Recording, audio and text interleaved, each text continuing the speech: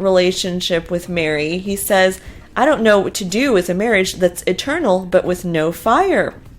And Robin thinks that if she sticks around long enough, things will work out. Like, Robin, it's been like 84 years. Like, it's not going to work out. I think everyone's like in denial that it's just over. It's over. Jen's husband apparently is helping Mary out a lot with husband things, like washing her car and things like that. But she says, don't go weird. He and I have a very platonic relationship. So there you have it. She's not like in some other sister-wives relationship with Jen. Confirmed. Cody doesn't think Mary has a fulfilling life in Flagstaff, and he wants her to leave, basically. And Mary needs to see these confessionals, honestly, because he's not, I guess, to this point, he's not being direct enough. Maybe, she really needs to hear that he wants her to leave. He is pruning, actually, doing stuff with trees, and says how there's no flicker, no flame with Mary. He's happily married to the love of his life and has all of these other situations, basically making it seem like the others are problems or something to get rid of. Cody says that Janelle doesn't want to reconcile. They talk on the phone once in a while, that the only way he sees reconciliation with Janelle is if she gets away from Christine, because he kind of makes it seem like Christine is like a bad influence on Janelle. Like, she's like, a friend that's like leading her down the wrong path or something like that. Christine got a rental in Flagstaff and is doing another Easter here for Gabriel and Garrison, basically, because they weren't able to come to Utah. Cody says that he was trying to make the boys more accountable, whatever that means. Like, what is he talking about? Garrison says that he proposed that Cody come to his house as like a neutral ground, but Cody said no and wanted them to come to him, but that's Robin's house, so it's more complicated. So Garrison won't go there. It's a whole thing, but yeah, it's like a war. Cody says Christine is not loyal, but Robin is. And Janelle tells X. So the $1 million question is, why are they paying it down now after all these years, and now that Cody and Janelle are separated? Are they going to build on those 2 plots of land they paid off? I honestly thought that they were going to just sell it off. It would have made perfect sense to sell and give Janelle money so she can have money for a down payment for another house or something like that. I guess we'll have to wait.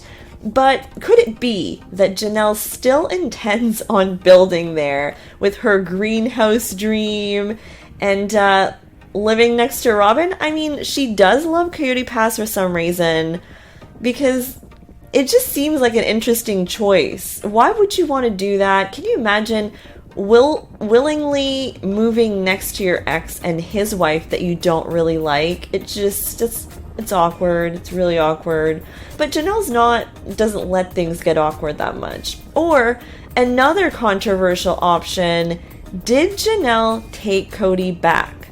Like, why else would she be moving forward or paying off her plot of Coyote Pass? Make it make sense for me. Whatever it is, and especially if they're building, this has the potential to be a major storyline on the show for Sister Wives season 18 or the next one even. We're talking like a lot of episodes arguing about building and stuff. Like, remember when they were talking about wet bars and all that when they were building out the cul-de-sac in Vegas? That was a major storyline for a long time. So at the very least, it would give them something interesting to talk about or argue about for like another long time. More lawn chair conversations, but I'm trying to visualize where Sister Wives is like going moving forward. It's very unpredictable.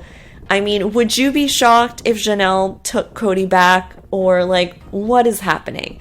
What is your take?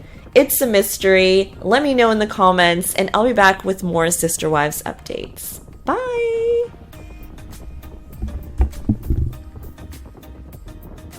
This is a Sister Wives update for June 2023. Let's check in with Mary, Christine, and give a rat's ass.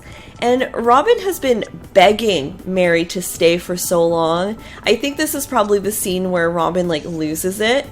So Mary plans to spend more concentrated time at the B&B. She doesn't really say that she's never going to be in Flagstaff or anything like that. She says she's not leaving the family and she's not leaving Cody, but the whole thing is just very sad. Mary says that she's never had a conversation with Cody about their relationship and how, it can probably never recover, but she's heard him say things, basically probably in confessionals, because he does say that in confessionals at every opportunity.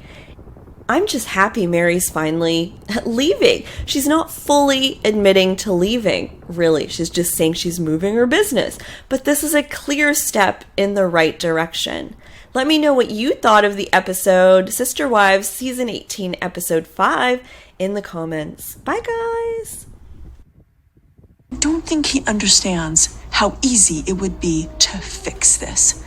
All he needs to do is see his kids, make phone. Oh my gosh, it's just. Let's talk about the sneak peeks for Sister Wives Season 18, Episode 5. This episode will be called When the Going Gets Tough. I also have a spoiler for Episode 6. In the new teaser from Entertainment Tonight, looks like Christine drops by to check in on Janelle, and Janelle is actually considering moving to Utah. She says she could join a church there, maybe, but she's not really sure because she still has kids and attachments in Flagstaff. She's kind of stuck between both worlds and, is at a standstill. She says that plural marriage, when couples don't get along because they don't really believe in divorce, it takes a lot for them to get a quote-unquote release. So, yeah, I guess Janelle's probably going to take more time than Christine did. Christine is fuming mad that Cody did not visit Savannah or invite her over during Christmas, almost in a way to punish Janelle. I mean, to me it seemed like. He lives half an hour away, she says, and comes into town. But Savannah actually says in the stream, Tony had said that he didn't want to be part of the text thread. He didn't want to know anything about the text thread and didn't want to be in drama. So that's Tony's overall vibe. He's just like, please keep me out of this. Mykelti says that she started the text thread for the gift exchange. So this is interesting because on the show they said it was Logan. Maybe they assumed because he's the oldest, but it was Mykelti because she says at the time she was on good terms with everyone. A couple of parents were like, why aren't the parents involved? Why are you starting this text thread?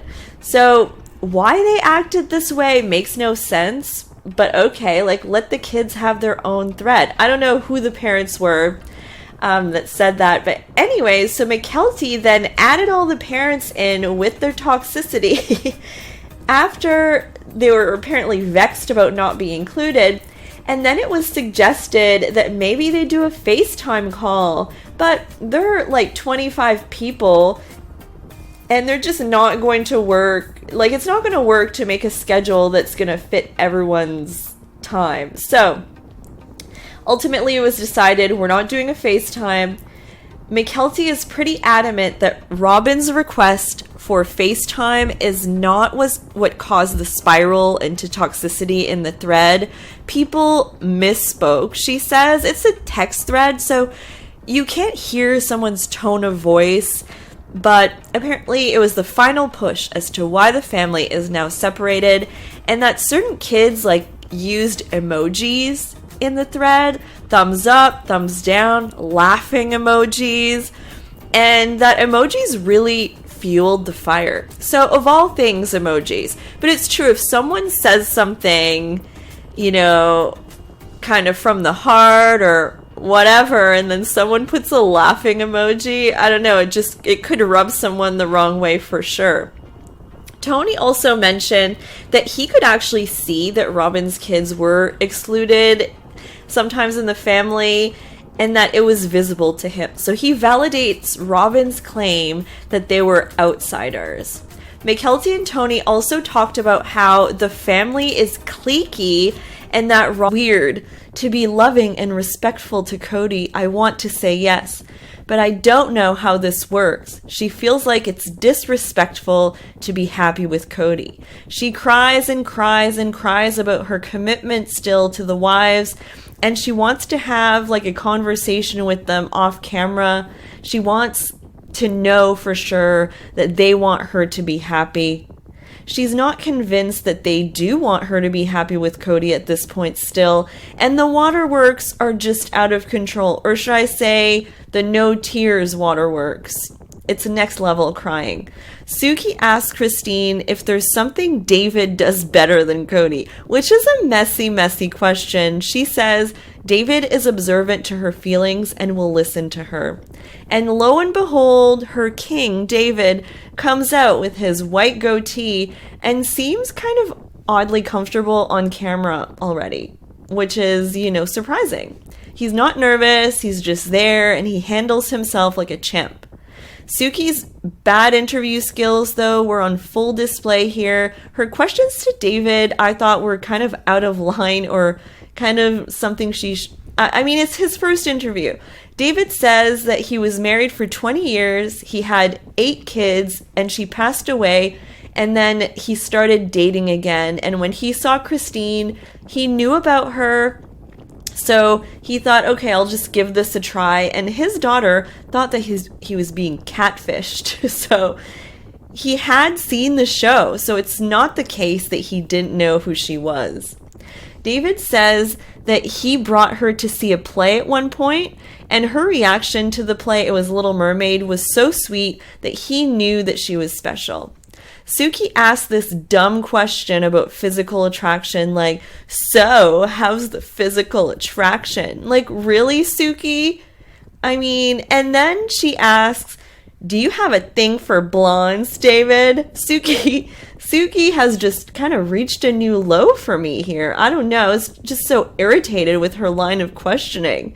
They show the scene where Christine says that she's looking for the anti-Cody, a bald man with tattoos and motorcycles, and that she was hurt that Cody wasn't attracted to her all these years. It went better than expected. No fireworks. They were all friendly. And Cody's still confused, like, why can't we reconcile? And he blames the fact that Janelle wants nothing to do with Robin and Mary. But there is no declaration of love, no real attempt. He's trying just as hard with Janelle as with Garrison and Gabriel. And that's not much, honestly. They can't even find topics to talk about for a couple minutes. Code red over here. But Cody still says next week, I'm going to ask her to reconcile again. And maybe I'll get more serious. Okay, so Mary is still trying to figure things out with Cody. She still kind of seems confused or something. She knows there's no hope at this point. And she's in Parowan getting trees out of her yard that are threatening the house probably. And yes, the rest of the episode is partly Mary's confessional talking about something we've heard before. And then trees getting cut and put into like a cutting machine. Yes, really. And I thought I was losing my mind, but at the end of the episode, she recounts the story of their anniversary where he basically confirmed that he wants nothing to do with her. But she said it in a slightly different way. Why are they replaying this? What is happening? I thought I was losing it. Literally the same exact story. Do they not edit? Like, they probably thought to themselves, we're repeating this in 2 different episodes. Like, I don't know. It's so weird. She says that she wants to move forward and said, why don't we just be curious about each other? Like, Mary will not stop. When was this confessional filmed? Honestly. Why does she still want to be curious about anything? She knows what's going on.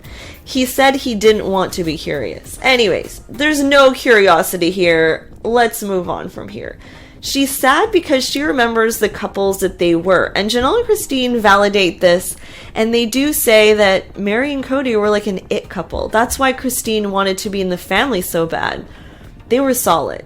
She says that, now screw him, he's not worth it. And she says that with the trees gone, it's not as bad as she feared. And this, I guess, is a metaphor. Maybe without Cody, things won't be as...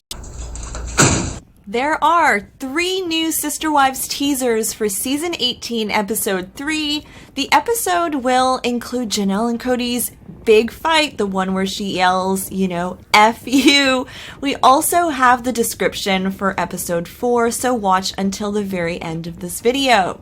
The first teaser is from Us Weekly, and it shows dear Cody bonding with his male friends. Robin says girls need girl time and boys need boy time.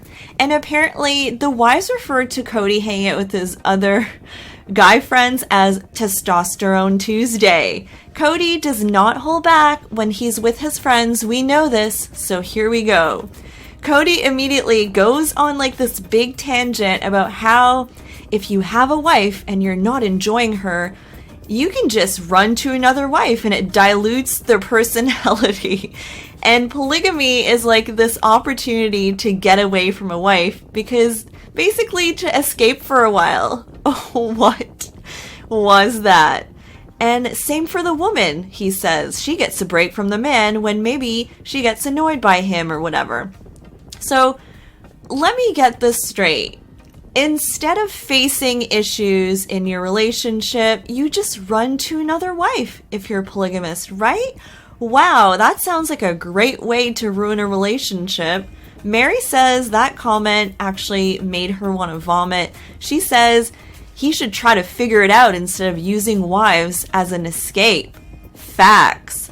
Cody tells his friends he may feel jealous if another man enters Christine's life, but then in his confessional, he contradicts himself and says he's not going to be bothered because what can he do? I actually believe the first thing, what he was saying to his friends. He probably does not love David, but that's what I think. I mean, it's a natural thing. Your ex isn't gonna, it's a whole thing, right? So his friend asks him a $1 million question here, I thought, which was good. He says, what would you have done differently to save the Christine relationship? And Cody says that he thinks that at one point, Christine just really hated polygamy and he acted inspiration. So I hope you enjoyed my very quick update because I just saw this, guys. I had to make a quick video about Christine Brown's and David Woolley's wedding. Stick around because I have much more content coming up with the new episode and some stuff. So stick around, guys, and I'll talk to you later. Bye, guys! And I'm like, please say the right thing. Please give her something to hang on to. Let's take a look at the Sister Wives Season 18 Episode 8 teasers that just dropped. And the first one is shocking. You won't even believe it. Things are getting weird over here. So Mary finally gets the nerve to tell Cody she's downsizing her residence in Flagstaff and moving her clothing business to Utah. She's super nervous because she suspects that Cody won't care, and Robin's in the background just hoping and wishing Cody doesn't mess this up and show how little he cares for Mary. So it's awkward. Cody's response to Mary is, cool. That's good, right?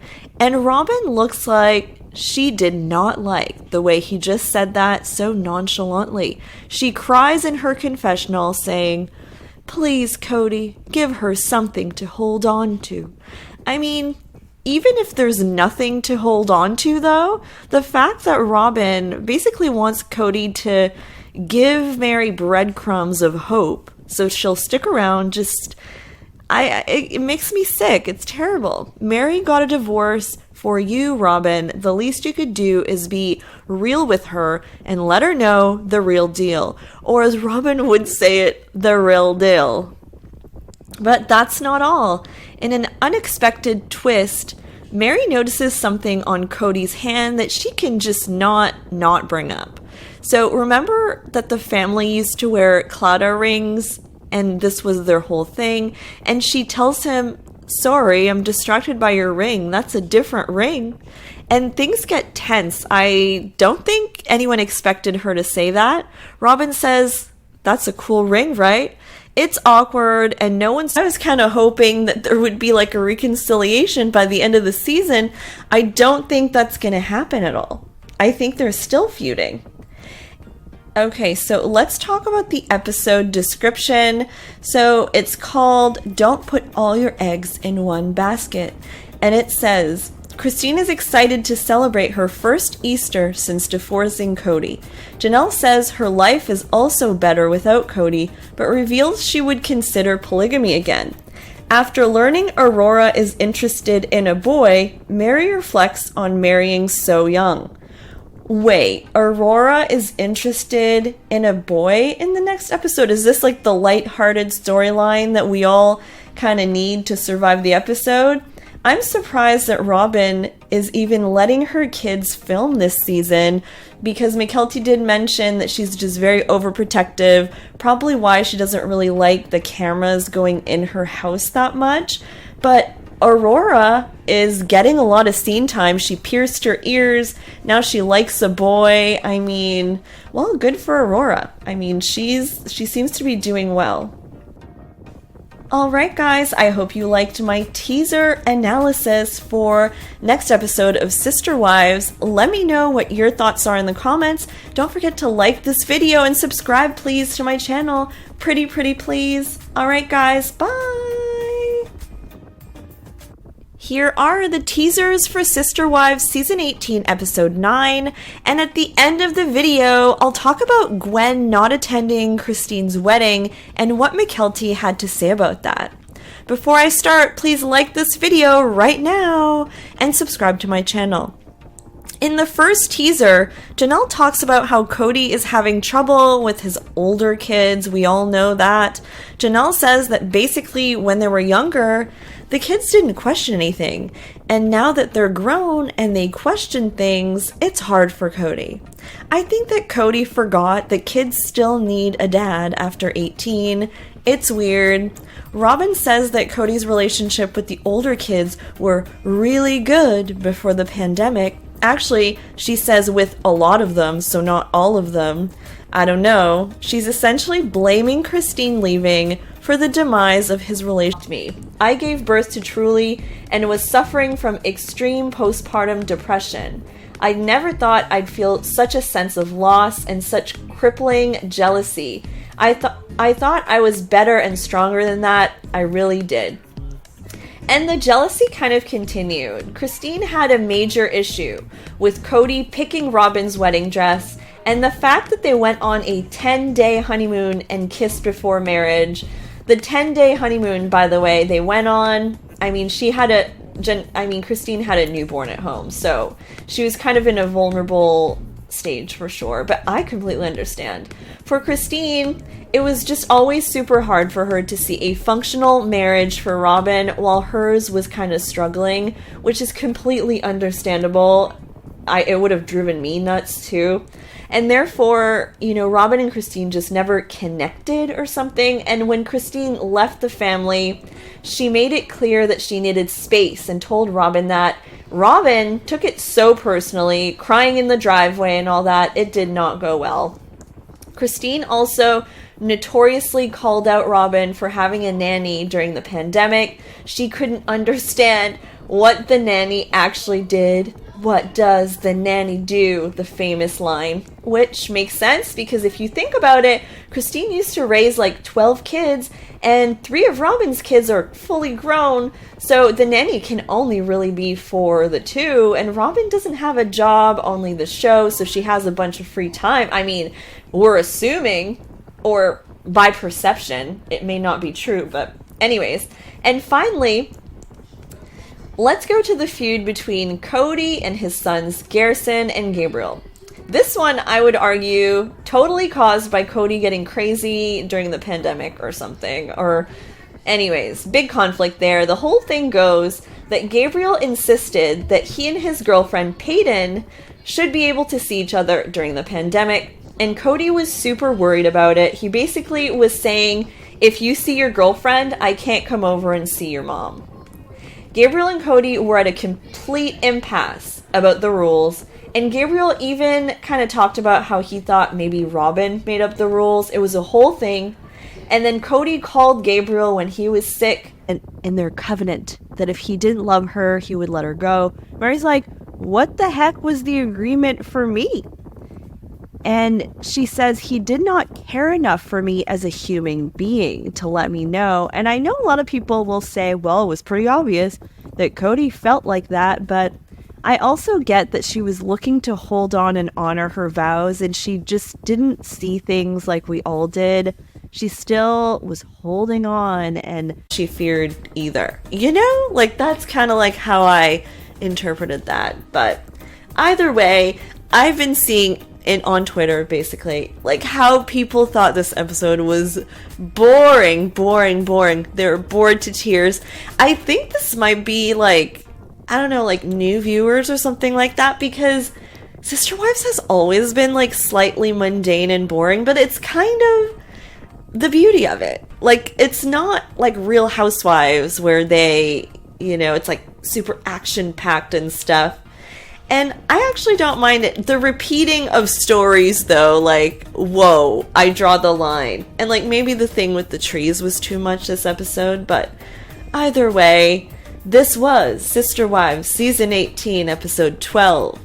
The title was, I mean, something about trees, but anyways, I'll be back next week with a new recap. Let me know your thoughts in the comments, and don't forget to like and subscribe. Bye, guys! Let's talk about the teasers for Sister Wives Season 18, Episode 13. The episode is called The Elephant in the Room.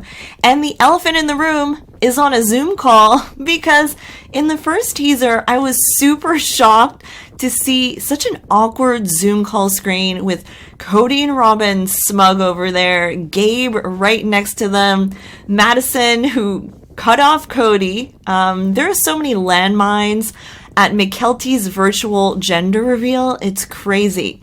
And Cody's just smiling away like literally nothing happened. We are in the Sister Wives Twilight Zone, guys. They all think it's going to be a boy and a girl. And by the way, we learned from Mykelti that this confessional that you see here was filmed a lot later because they felt like they wanted to be able to tell things from their side, their perspective. They're also super skinny here and are on a health journey. There's a huge difference in their appearance from the show clips to this confessional. That being said, I think the Zoom is a little shady. Could they not have done two different ones? Why subject, let's say, Gabe to Cody smiling in his face on this Zoom? I mean, it's awkward.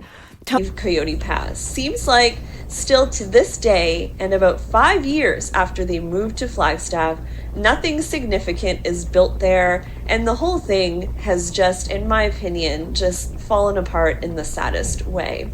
Hopefully, they address this on Season 8 and we find out the fate of the property. Coyote Pass is just sitting there, and literally, we've been watching 4 seasons of Coyote Pass storyline, perhaps for nothing, who knows. I feel like they're not selling it yet because maybe it's embarrassing, quite frankly, and it's just so depressing that their dream, you know, might be done on that property. So who knows what's going to happen. Stay tuned, everybody. There's also the controversial fact that perhaps Robin just owns a bigger cut of land. Yes, that's right. Not only is Robin the favorite wife, she also seems to have the most assets of any wife on Coyote Pass. This was reported by like multiple blogs and I believe Celeb Talk Guy, who had done like a divvy up of who owns what.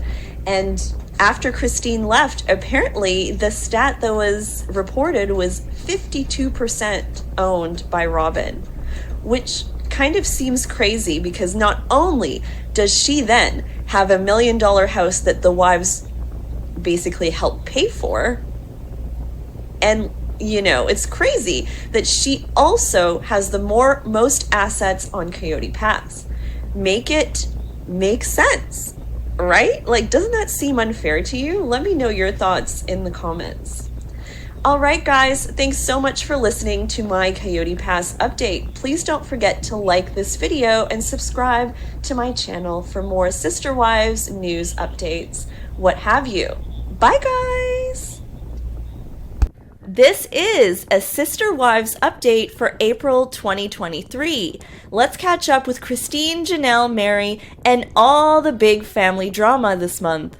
So this month, Christine's fiance David threw shade directly at Cody. Janelle crashed Garrison's birthday party. She feared either. That's kind of like how I interpreted that. But either way, I've been seeing it on Twitter, basically, like how people thought this episode was boring. They were bored to tears.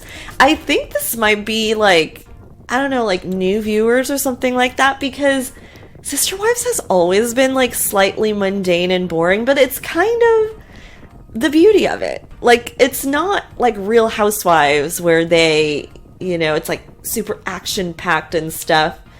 And I actually don't mind it. The repeating of stories, though, whoa, I draw the line. And maybe the thing with the trees was too much this episode, but either way, this was Sister Wives Season 18, Episode 12.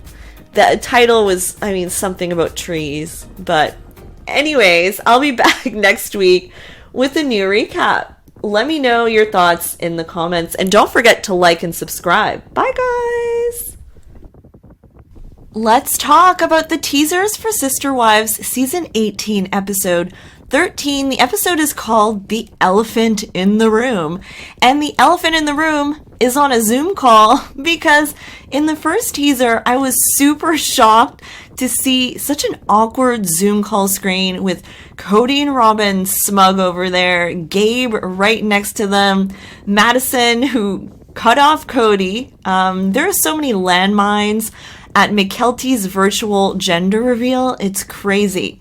And Cody's just smiling away like literally nothing happened. We are in the Sister Wives Twilight Zone, guys. They all think it's going to be a boy and a girl. And by the way, we learned from Mykelti that this confessional that you see here was filmed a lot later because they felt like they wanted to be able to tell things from their side, their perspective. They're also super skinny here and are on a health journey. There's a huge difference in their appearance from the show clips to this confessional. That being said, I think the Zoom is a little shady. Could they not have done two different ones? Why subject, let's say, Gabe to Cody smiling in his face on this Zoom? It's awkward. Toast her to ask or call her. There were also fans who thought that Gwendolyn kind of low-key shaded Christine in a video about her parenting a little while ago. Anyways, how many feuds can one family have? We don't know why Gwen didn't go. I'm sure she'll reveal it. But having 18 kids with 18 personalities is definitely messy. OK Magazine said that a publication is claiming that Mary actually does not have an Arizona address, even though she told Robin and Cody, remember, that she would get one to keep in touch or whatever. Apparently, they're saying that Mary's only address listed is the BNB. If that's true, I hope that's right. You all know how I feel about the Mary and Robin toxic relationship and how I'm upset about it. And in more wedding news, a ton of wedding pictures came out, guys. And one thing that was confirmed is that Isabel actually does have a boyfriend. This was soft launched on Instagram. And also Mykelti kind of confirmed it too on her Patreon. So cat's out of the bag. Isabel is in a relationship. And they look really cute together, honestly. And there were other couples there at the wedding. There was Hunter and Audrey. And Mykelti also said that, maybe they'll be the next ones to get married. And there was Logan and Michelle, and I don't know. Like, I guess they're all growing up, getting married. I didn't see Gabriel's girlfriend with him, so I don't know what's happening with that one. I mean, people break up, so maybe they did. I don't know really what's going on there. But everyone looked really happy. Mykelti said that they all had to wear, like, fall colors, so they had very fallish dresses, like burnt orange and things like that. And it was just like, it seemed like a very lovely event. Alright guys, so thanks for listening the whole way through. If you like this video, like it, and don't forget to subscribe. I have so much more content on Sister Wives coming up, including Season 9 full recap coming through soon. Bye guys! Why are you so weird? I'm the weird one? I'm trying to get Mary to tell Cody that on bad terms with Cody. And remember when Gabriel was refusing to listen to Cody's rules so he could see his girlfriend?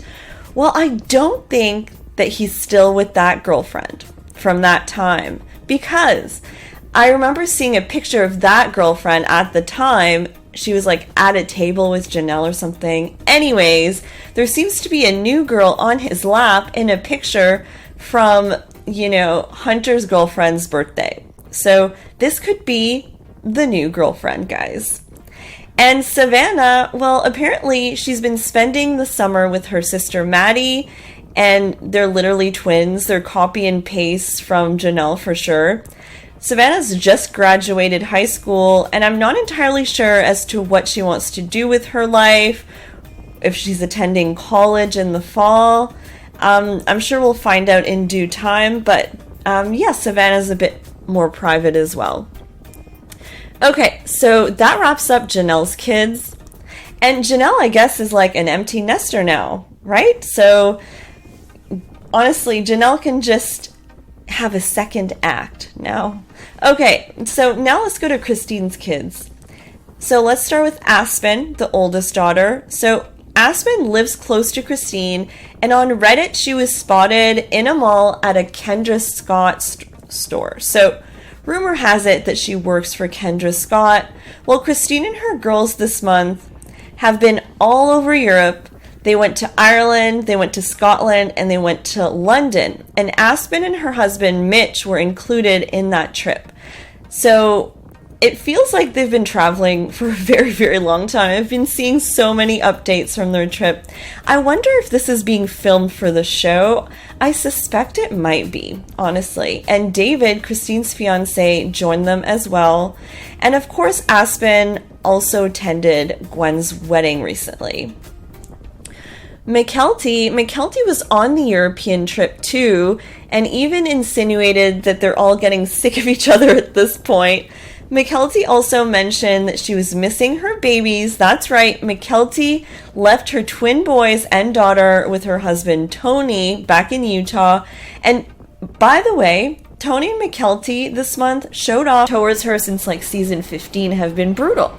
It's just too bad that they divorced back in the day, because Mary could get alimony from him or something. The whole divorce thing was such a bamboozlement.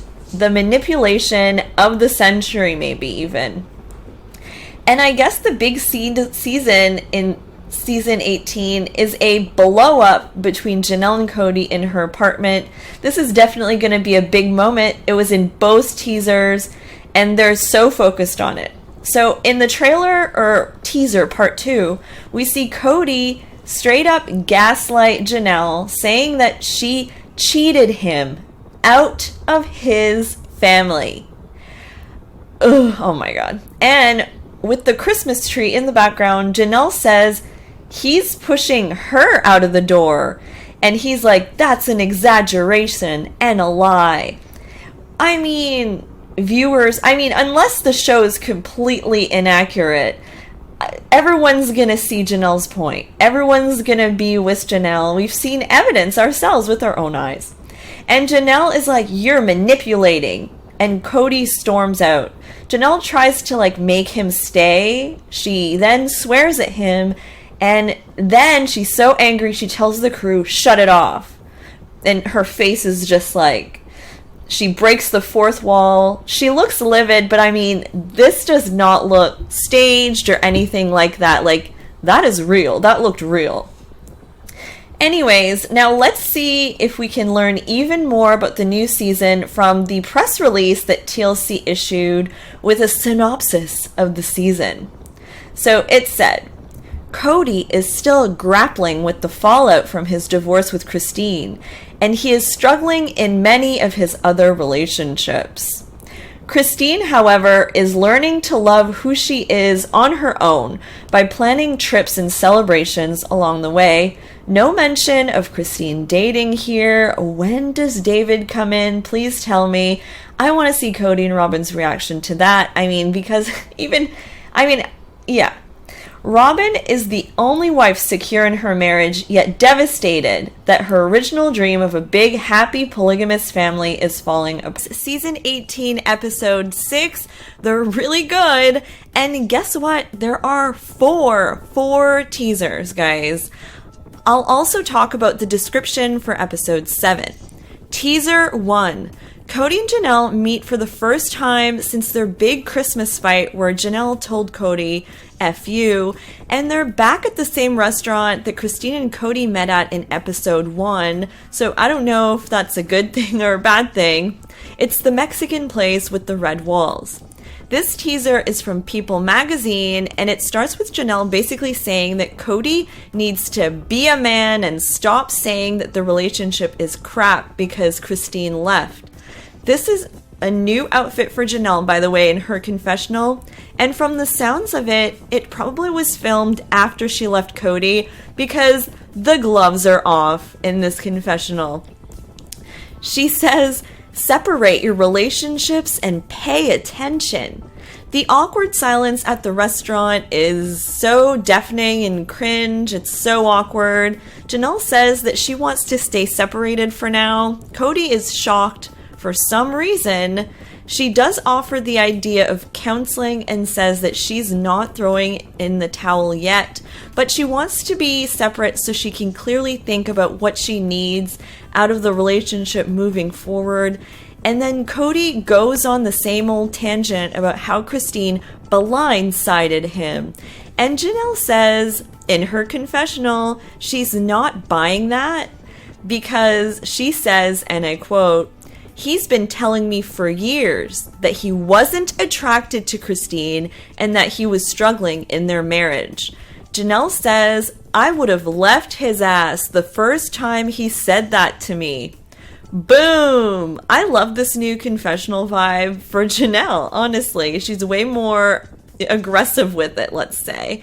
I mean, staying in a relationship where your husband is literally telling the world and other wives that he's not attracted to you, I can't think of anything more degrading. It's beyond. I mean, come on.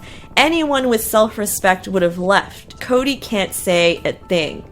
And by the way, Christine is so pretty. I think she's gorgeous. Water anymore, so it's not even actually a pond anymore. So it is what it is. They're having fun over there.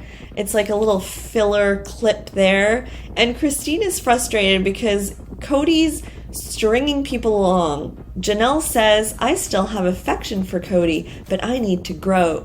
But Christine really thinks that he's stringing Mary along, he's stringed her along, and now he's stringing Janelle along. Mary says that it's easier for her to be at the B&B, and she's stressed out about everything. She just doesn't want it to look like she's leaving for some reason.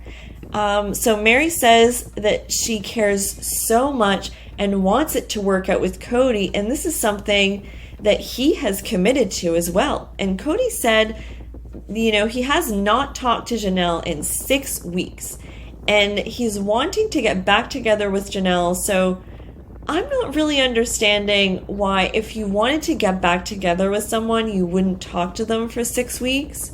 So why would you do that? Make it make sense. Why has he not talked to Janelle in 6 weeks? Janelle says that, she feels fine with her decision. They have a covenant, though, that their marriage is beyond death even. So I don't know what's going to happen with that, but she doesn't want to be married anymore. Christine doesn't think that Janelle's done yet with Cody. They talk about how Cody's not the same person anymore, how he used to be more courageous. Janelle says he used to be bold, dynamic, and now he's advocating for patriarchy. Like, what the heck is happening? Mary says, this is not the happy-go-lucky Cody Brown that I used to know. He's just not who I married. And I think that happens to a lot of couples. The guy completely changes, it's a whole thing. And Cody says, you know what, we've all changed, not just him. Yeah, but I mean, even his eye color changed. I agree, though, that this is not the Cody Brown from season 1. Who is this person, even? We don't know. Mary says she's not buying that he's so sad about the family going downhill, because then why is he not doing something about it then? Robin says Cody's gonna do what Cody's gonna do. I mean, why is he not... According to Google, is a personality trait that denotes cunningness, the ability to be manipulative, and a drive to use whatever means necessary to gain power. Okay, don't know if I agree with that. I don't know where he came up with that even, but yeah, he says all sorts of things in those confessionals. Cody says that he had evil thoughts about Christine and says it's so nonchalant, just like, hey, I've had evil thoughts about you. Fun times. And that it had to do with her ruining his big picture, which is a very familiar narrative to what Robin is always saying, the porch thing, remember? So maybe he and Robin wanted to all sit on the porch. I thought the porch was just the sister wives. Anyways, then Christine calls him the heck out, and this is the best point in the teaser for sure. She says that his actions are actually to blame. You just can't stay at one person's house and expect the big picture of a big happy family to still be there. It's true. The big picture porch thing is such a fantasy, it's not even funny. All of the people in the family, if you count all of them, there's so many people that actually don't even have relationships. So it's just not a happy family.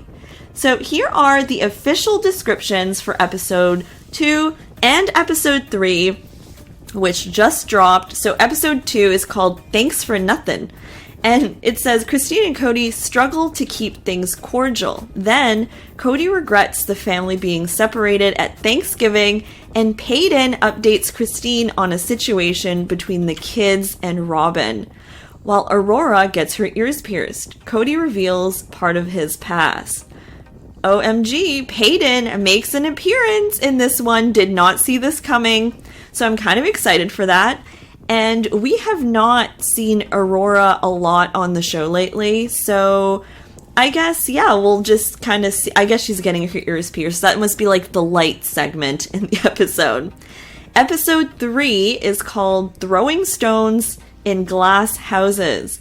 And it says Cody vents to his friends about his ongoing anger over his divorce. Janelle's son. I hope you guys enjoyed it, though. Let me know what you thought of the episode. And, yeah, what you want Suki to ask. Because, yeah, her questions aren't the greatest. I have to say. I saw a petition asking that Suki be removed as host.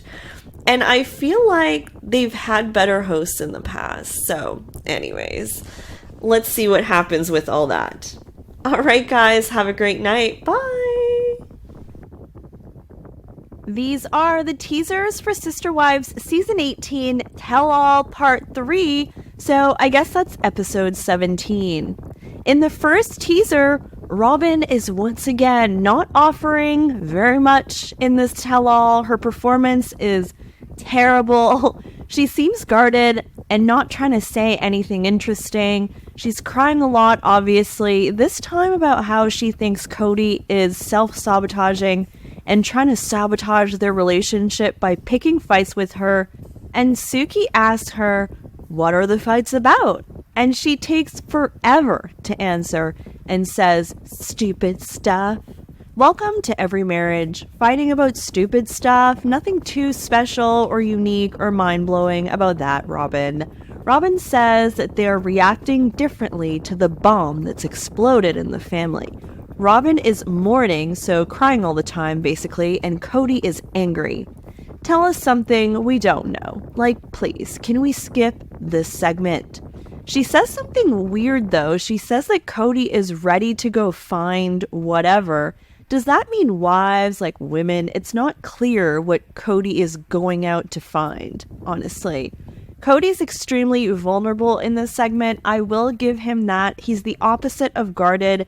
He is unapologetically himself, and although I do want to throw things at the TV while he's speaking, I have some respect for that. He says he was sabotaging his relationship with Robin to punish himself. He even thought about what it would be like to leave Robin and find someone else. And he thinks that he would look over at the new lover and say, I don't love you. I love the person I left. And he was embarrassed about the whole whatever happened with his family. And he just see what Janelle means by local-ish. I mean, ish, but still far away. The article said, all signs point to the fact that Hunter may have, in fact, moved back to Las Vegas. In a recent Instagram post from his brother Logan's wedding, it was noted in the comments by his girlfriend's sister that they were the hottest new couple in Vegas. A quick search also shows that Hunter is working as a nurse within the Valley healthcare system. Go figure. But he's in good company in Vegas, though, because Logan and his wife Michelle are there as well. So he has family there. Logan and Michelle are newly married. They have a new house, but otherwise, they kind of want a quiet life and their Instagram accounts are private. So, all right, let's go to Maddie, Janelle, and Cody's oldest daughter. So we all know that Maddie still sells Plexus, just like her mom, Janelle. Maddie celebrated Limb Differences Month this month by sharing that her daughter, Evie, will be getting a new prosthetic soon. So seems like as she grows, she needs new prosthetics. She also shared that thankfully Caleb's insurance covers the cost of the prosthetic because people had questions about cost apparently, and that they had no genetic cause to Evie's limb difference. And so for her to have kids that have the same condition, it would be like winning the lottery. The odds would be very, very slim. I think it's great that Maddie is sharing her journey with all of us. Speaking of Evie, in a post, Maddie referred to her as Evie Love, which made friends freak out and question if she changed her middle name because it used to be Evie Cody, if you remember. I used to think Maddie was actually Cody's favorite back in the day. It just kind of seemed that way. So if there's a rift between Maddie and Cody, that would be really weird and also really sad. Now let's go to Gwendolyn, Christine's daughter. Lately, she actually went to Cabo in Mexico on a vacation with her fiance Beatrice, and People magazine published an article about her most savage or controversial quotes from her reviewing season 17 of Sister Wives on her YouTube channel, because she is doing that. Johnny Appleseed, if you guys remember. Hunter Elias Brown. Word on the street is that Hunter also lives in Vegas. He works in healthcare. He has his master's in nursing from Johns Hopkins. And he has a girlfriend named Audrey. And this month, Hunter celebrated Audrey's birthday by bringing her to see Kelly Clarkson in concert. Actually, Gabriel and Logan were there too, and Hunter was also at Gwendolyn's wedding holding babies and all that too. He's also a fun uncle. So next, let's go to the oldest daughter of Janelle and Cody, Madison. So Maddie still lives in North Carolina with her husband Caleb and their family. Her baby Josephine, her third child, she calls her Joey, just turned 6 months old. This month, she went on a trip out of town with Caleb and his coworkers, I guess at some retreat. And she said that apparently their truck was broken into during the night. So fun times, not.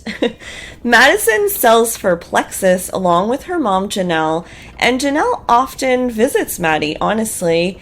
Actually, they were just together because Janelle went live randomly on Instagram for like just a few minutes to share a story that they were talking about something out loud and couldn't believe that like the next day a coupon came up on their phone for the same thing they were talking about.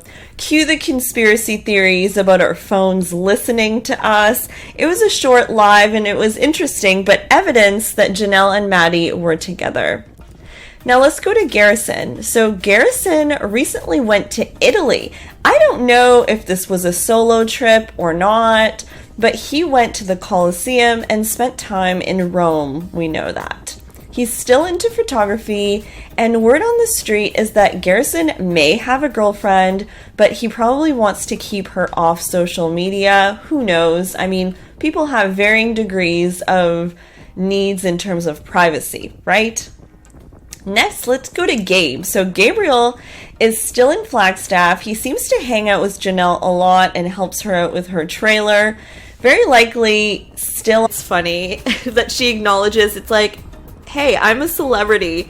This was from one of her Fridays with Friends. To a Broadway show. We're going to go see 51st and 8th is what we're on. No, 49th and 8th. That's better. That makes more sense. We're on this road. Do you know who I am? You never live tell where I am. Oh my gosh, I'm so sorry. No, I don't know. I'm sorry. I don't know. I didn't know. I thought she was like serious. I need to train her.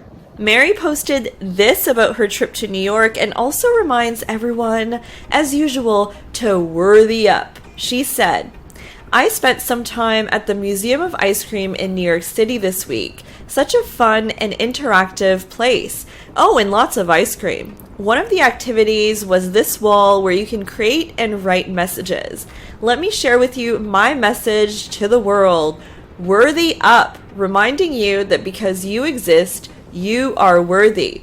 Yeah, this is like a new thing. Mary's like a motivational speaker now. And Janelle has been in Mexico. Actually, I think she's literally there now if you're watching it the day I post this. And in her stories, she's been posting what she's been up to. She's been at the beach. She watched a mariachi band. She's living the good life over there in Mexico. I don't know who she's with or if this is like a solo trip. I'm assuming this has to do with Plexus, a brand that she sells for, but honestly, good for Janelle. She probably wanted to take a break after that crazy episode aired of the big fight between her and Cody in her living room, and word on the street is that she had asked her kids not to comment on it. I mean, that's kind of what Mykelti alluded to, and she probably asked them not to watch it, honestly. Like, I wouldn't blame her. It's kind of awkward. Speaking of watching the show, I have a confession to make, guys. I joined Mykelti's Patreon. I'm her patron, pretty much specifically because I'd heard that she'd spilled some tea about that toxic text thread that caused a major rift in the family. So I had to investigate for all of us and also to support Mykelti. So I watched her live fiance B tied the knot in Flagstaff this weekend. A friend had posted a video of them taking a wedding shot, and Mary posted a picture of her and Leo dressed up and said something like, best part of the day for me or something. So I'm sure we'll see more pictures from the family soon, but yes, by all appearances, seems like Gwen may well be a married woman now, so congratulations to Gwendolyn. And in more wedding news, yes, there's a lot of wedding news. Christine and Cody now have something else in common too, because photos were posted and Christine seems to have officiated a wedding recently. I bet her dancing at the reception was a lot better than whatever Cody's dance moves were at his friend's wedding, just saying. And Christine was also spotted wedding dress shopping.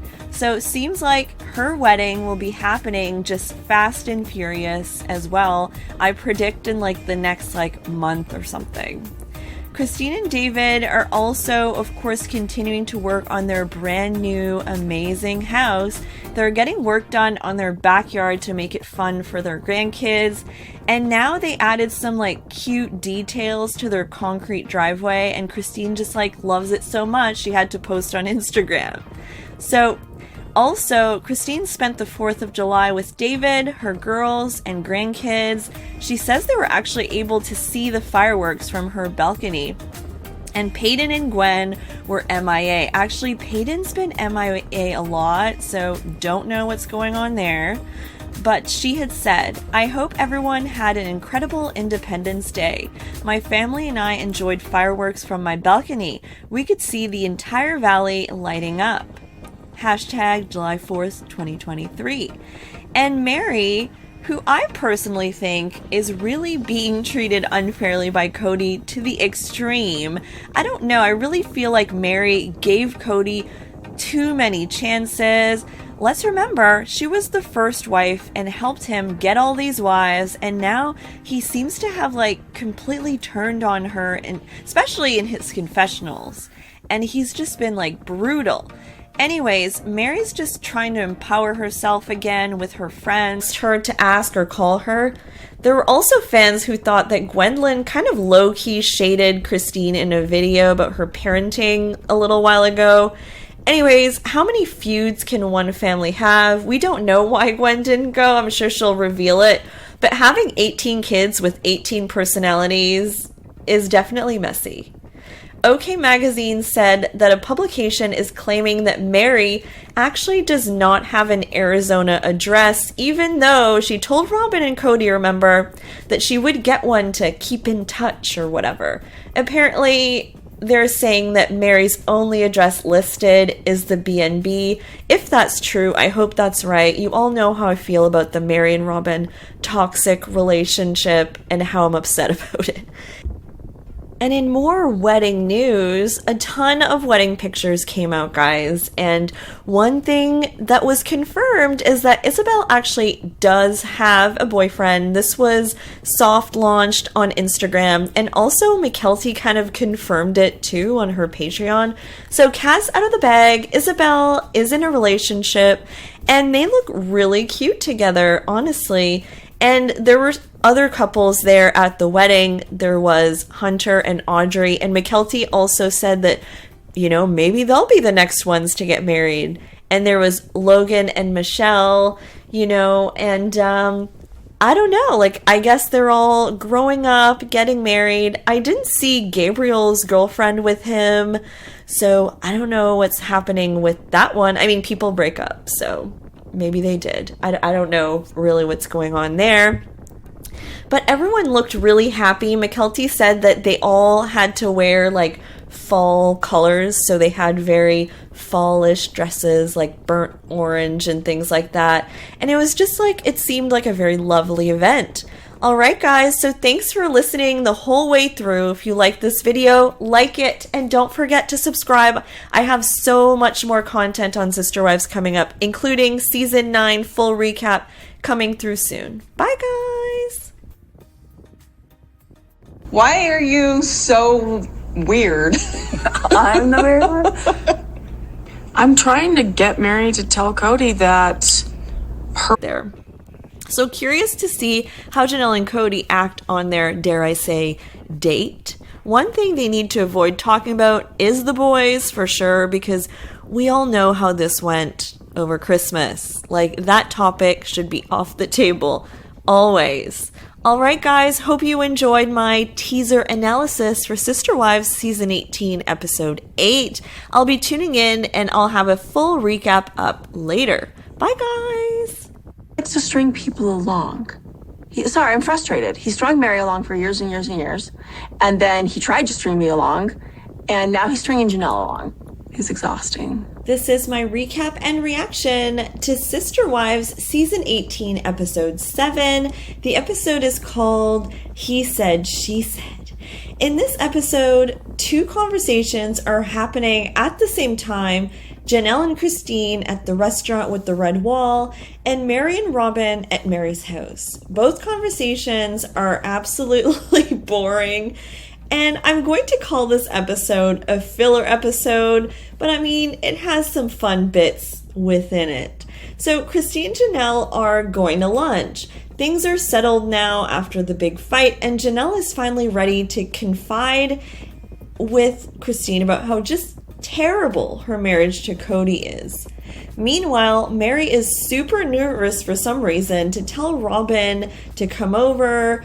And yes, they're finally sitting inside, and she's going to share the fact that she's moving her clothing business to Utah, and Robin probably won't be happy. So Mary's super nervous. But honestly, who cares at this point? Who cares? So here we go. Robin says, "Don't leave me." And Mary's concerned about how this is going to look like, you know, her just moving her clothing business away. Is this going to look like I'm leaving Cody? But all fans know from watching Cody's confessionals that Mary is getting played, so she should be running for the hills anyway. Mary says, "I have an update on my life. Since Mom passed, it's been a lot of work going back and forth to Utah." She says, "I'm going to be moving out store to try things on." She also wants an industrial vibe. Cody's visiting Janelle's new super nice apartment with the nice kitchen. Cody says that he's asked Janelle to reconcile, and she just said, not really. He thinks it's possible that he's excited for her not to want to reconcile, but he's not sure or doesn't want to say it on camera. Cody, however, did start to step up for Savannah. He says their relationship is sweet. And Janelle's like, when he walks through the door, her reaction is like, ugh, oh, he's here, better get up. She tells him this is probably the best place she's had in Flagstaff so far, and it looks really good. Cody then goes on a tangent about how his wives were always like, pick me, do something for me.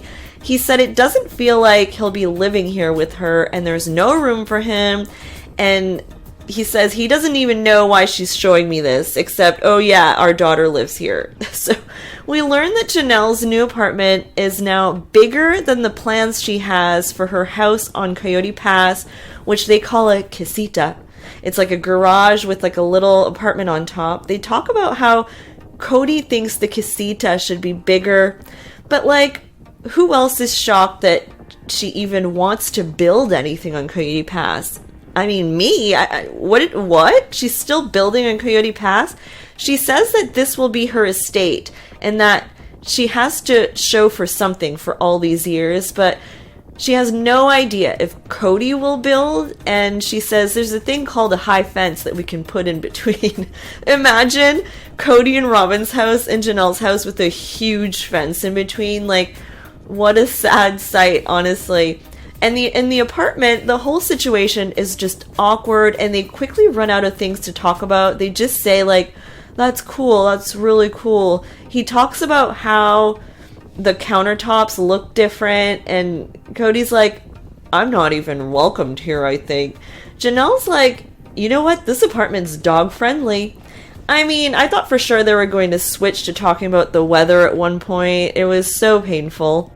Cody says, I have a whole life outside of Janelle and Savannah, but I don't talk about that with them. Janelle says, from that too, please bring Mary into the spin-off conversation. And finally, an E! News teaser. They released a clip showing kind of the beginnings of the Janelle and Cody big fight scene.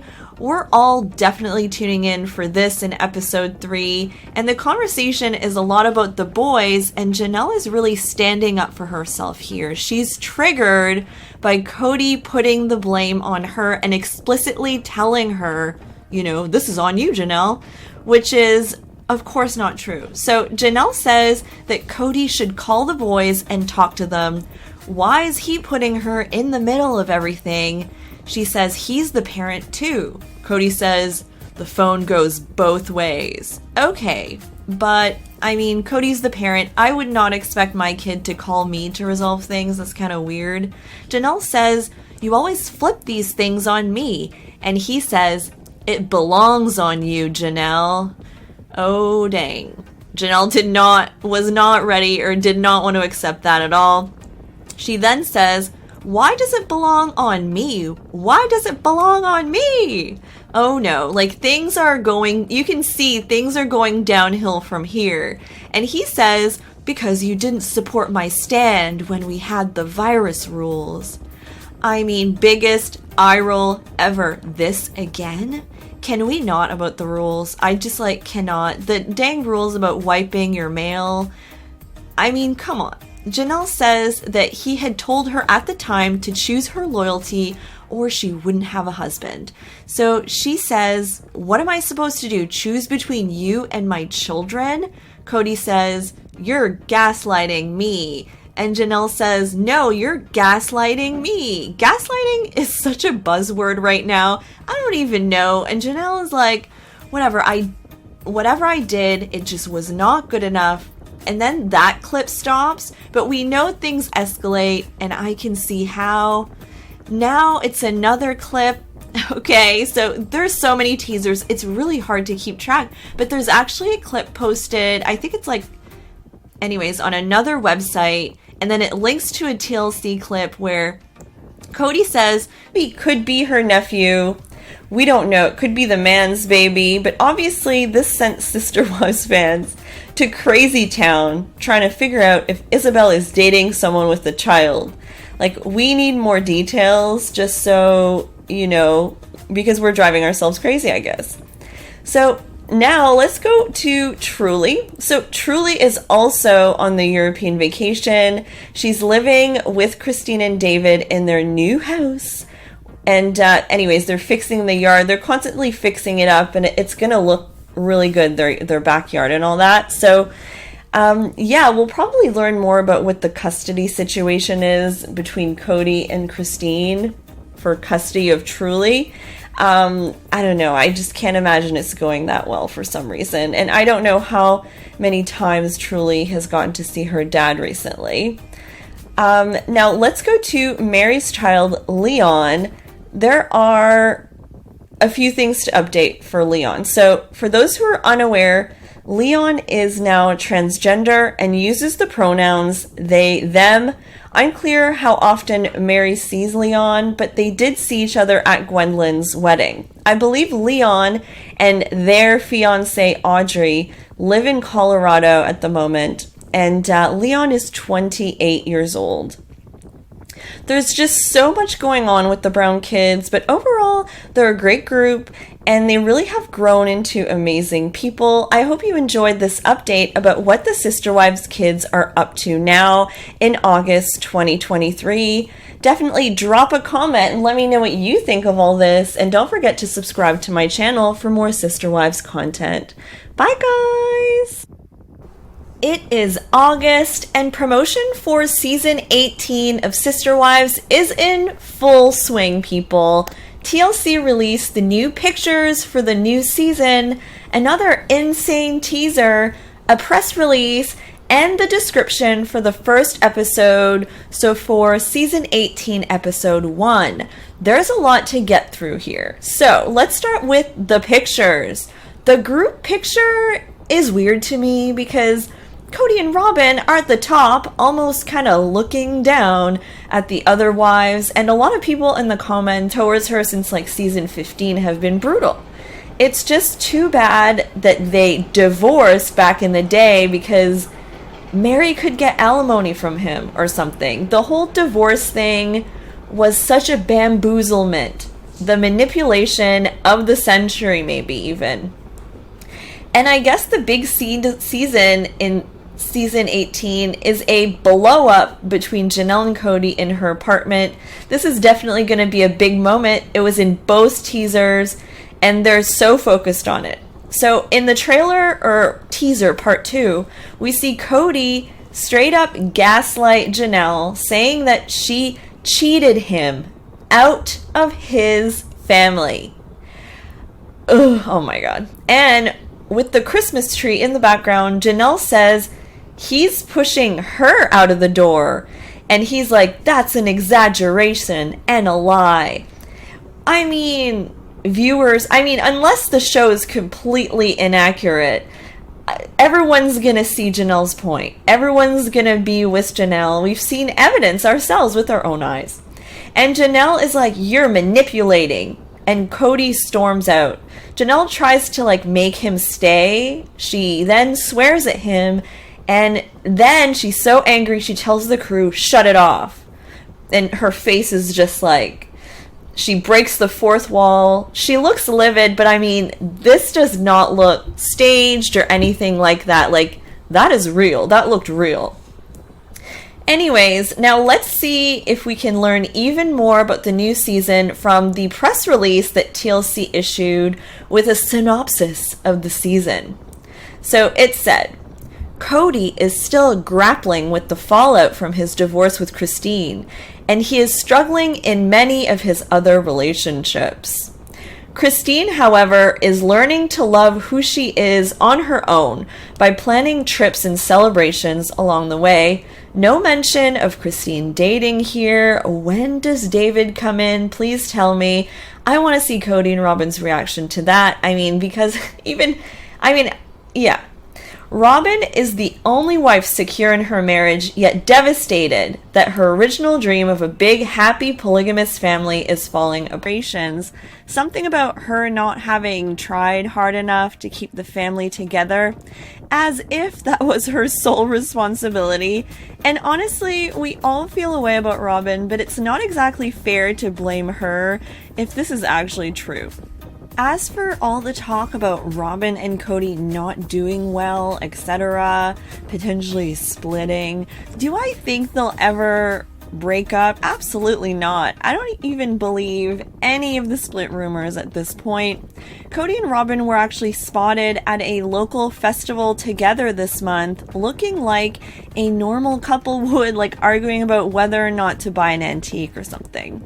And in the season 18 trailer, Robin was shown having a full-on crying fit about her broken dreams of being on the porch with her sister wives and growing old. It was a whole thing, and the memes about this just keep on coming. I mean, these are from Reddit, and they are so funny. Which one's your favorite?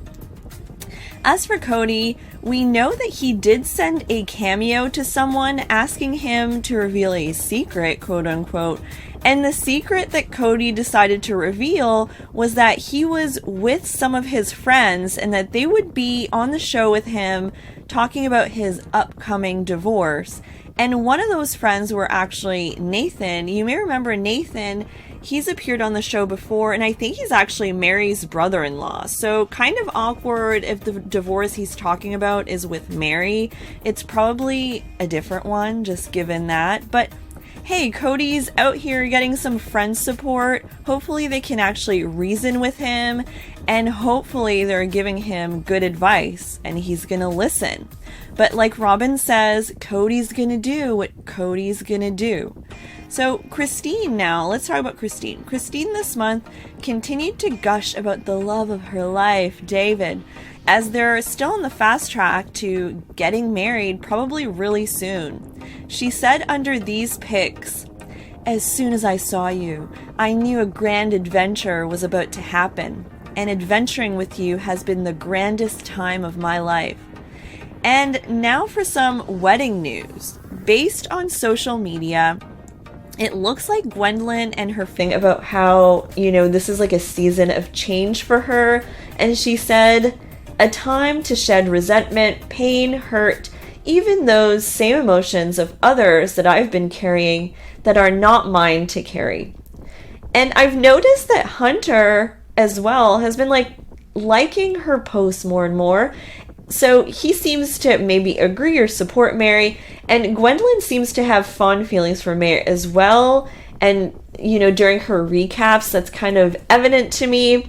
And she did once say that she thought that Mary was kind of like the real victim because she was kind of thrown to the curb in a way. So I think there's probably some sympathy for Mary, within the family. But you just never know with the dynamics. You never know which kid is close with which moms and which one doesn't like this mom. It's very complicated. It's a tangled web, those Browns. But I hope you enjoyed my August 2023 update for Sister Wives. Let me know what you think in the comments, and I will talk to you guys soon. Bye, guys! Have you ever wondered what the Sister Wives kids are up to now? Well, this Sister Wives update is for you. Let's dive into what the Brown kids are up to in August 2023. And we're going to go by mother, by birth order. So let's start with Janelle's kids. Logan Brown, who played a huge role in terms of helping to raise his siblings, is now 29 years old, guys. He lives in Las Vegas in his new house with his new bride, Michelle. And this month, Logan was at Gwendolyn's wedding in Flagstaff, holding babies and all that. And Janelle kind of insinuated in a caption that maybe Logan and Michelle may not want to have kids of their own. She had said at the end of a caption, "And before you guys say anything, Michelle and Logan's life goal is to be the funnest aunt and uncle ever." And of course, that's a personal choice. Like, I'm not even sure that's what she meant. It's an enigma. Either way, Logan is doing really, really well. Now, let's go to the next brother who once called Logan John. And so I thought I would share them and react to the quotes here. So, first quote, "It's terrible that I'm making this about myself, but it hurts so much to see him be a good father to others when I didn't really get that much. I'm so happy they have a good father, or from what it looks like to be a good father and an active father." So this was actually really heartbreaking to hear her say, and it was very apparent, that she was fighting back tears. So it made me really sad to hear her say that. I can imagine that would hurt a lot. She also said that she doesn't like Robin as a person. I mean, no surprises here, right? So she also kind of went in after her brother Peyton, and she had said, "He's the most awful person I've ever had the displeasure of knowing, and I would strongly advise taking anything he says as fact. I would advise against giving him any kind of support, even if you're just watching the kind of content he puts out." I mean, ouch! That has to be difficult for Christine to manage. Two of her kids, have a huge rift. They don't get along at all. I mean, maybe we don't know the whole story. It's kind of hard to tell, but just always sad to see a brother and sister have a big rift like this, honestly. Gwendolyn also commented on Cody and Robin's spending habits. She had said, "I think that my dad and Robin have a terrible habit of spending very crazy and not within their means at all." So that's interesting. I feel like I've heard this before for some reason. And, since Janelle used to handle the finances, I feel like she would know best, and she has that whole story, Meanwhile, Leo, Mary's child, and their fiance Audrey seem to be enjoying life. I think they live in Colorado now. Under this image, Leo said, "I love to love this human." And they seem to be spending a lot of time with their dogs. And Mary chimed in the comments, "Love you both." So word on the street is that Leo is distancing herself from the family in a way, probably for her own peace and sanity and to stay away from the drama. They seem happy, which is good. Mykelti, Christine's daughter, is really... Robin says that she's happy or honored that she told her first and tries to act like it's no big deal. And Christine is taking it like a champ. She doesn't seem that bitter about it. She says she understands and says this is Mykelti's life. But it's weird. It's really weird. And then there's a segment on the show where they all kind of wonder what would have happened if they did move back to Utah. Where would they be today? And Cody doesn't think that it would have made a difference. Robin says sometimes she thinks maybe if they would have built faster on the land or moved to Utah, maybe things would have been different. But Janelle says Cody's preference for Robin would have still been there, and so it would have been the same outcome. Mykelti tells Janelle about the twins, and Janelle cries, and she doesn't cry a lot. It's Janelle. And she says, you know, maybe now I need a house here or something. It's a sweet moment, and overall it's a cute party. Christine is beaming, and Christine wished for a romantic relationship when she blew out her candles, and it actually happened. So there's that. And Robin's bitter Betty, she wasn't invited, but I mean, come on. It's totally warranted why she wouldn't be invited here. So I don't know what she's even talking about. Janelle says this was the easiest party to go to. No politics, no waiting for people to arrive. And I'm wondering, who is she talking about? Is Robin always late or something to parties? Who is the late person? I feel like I want to know.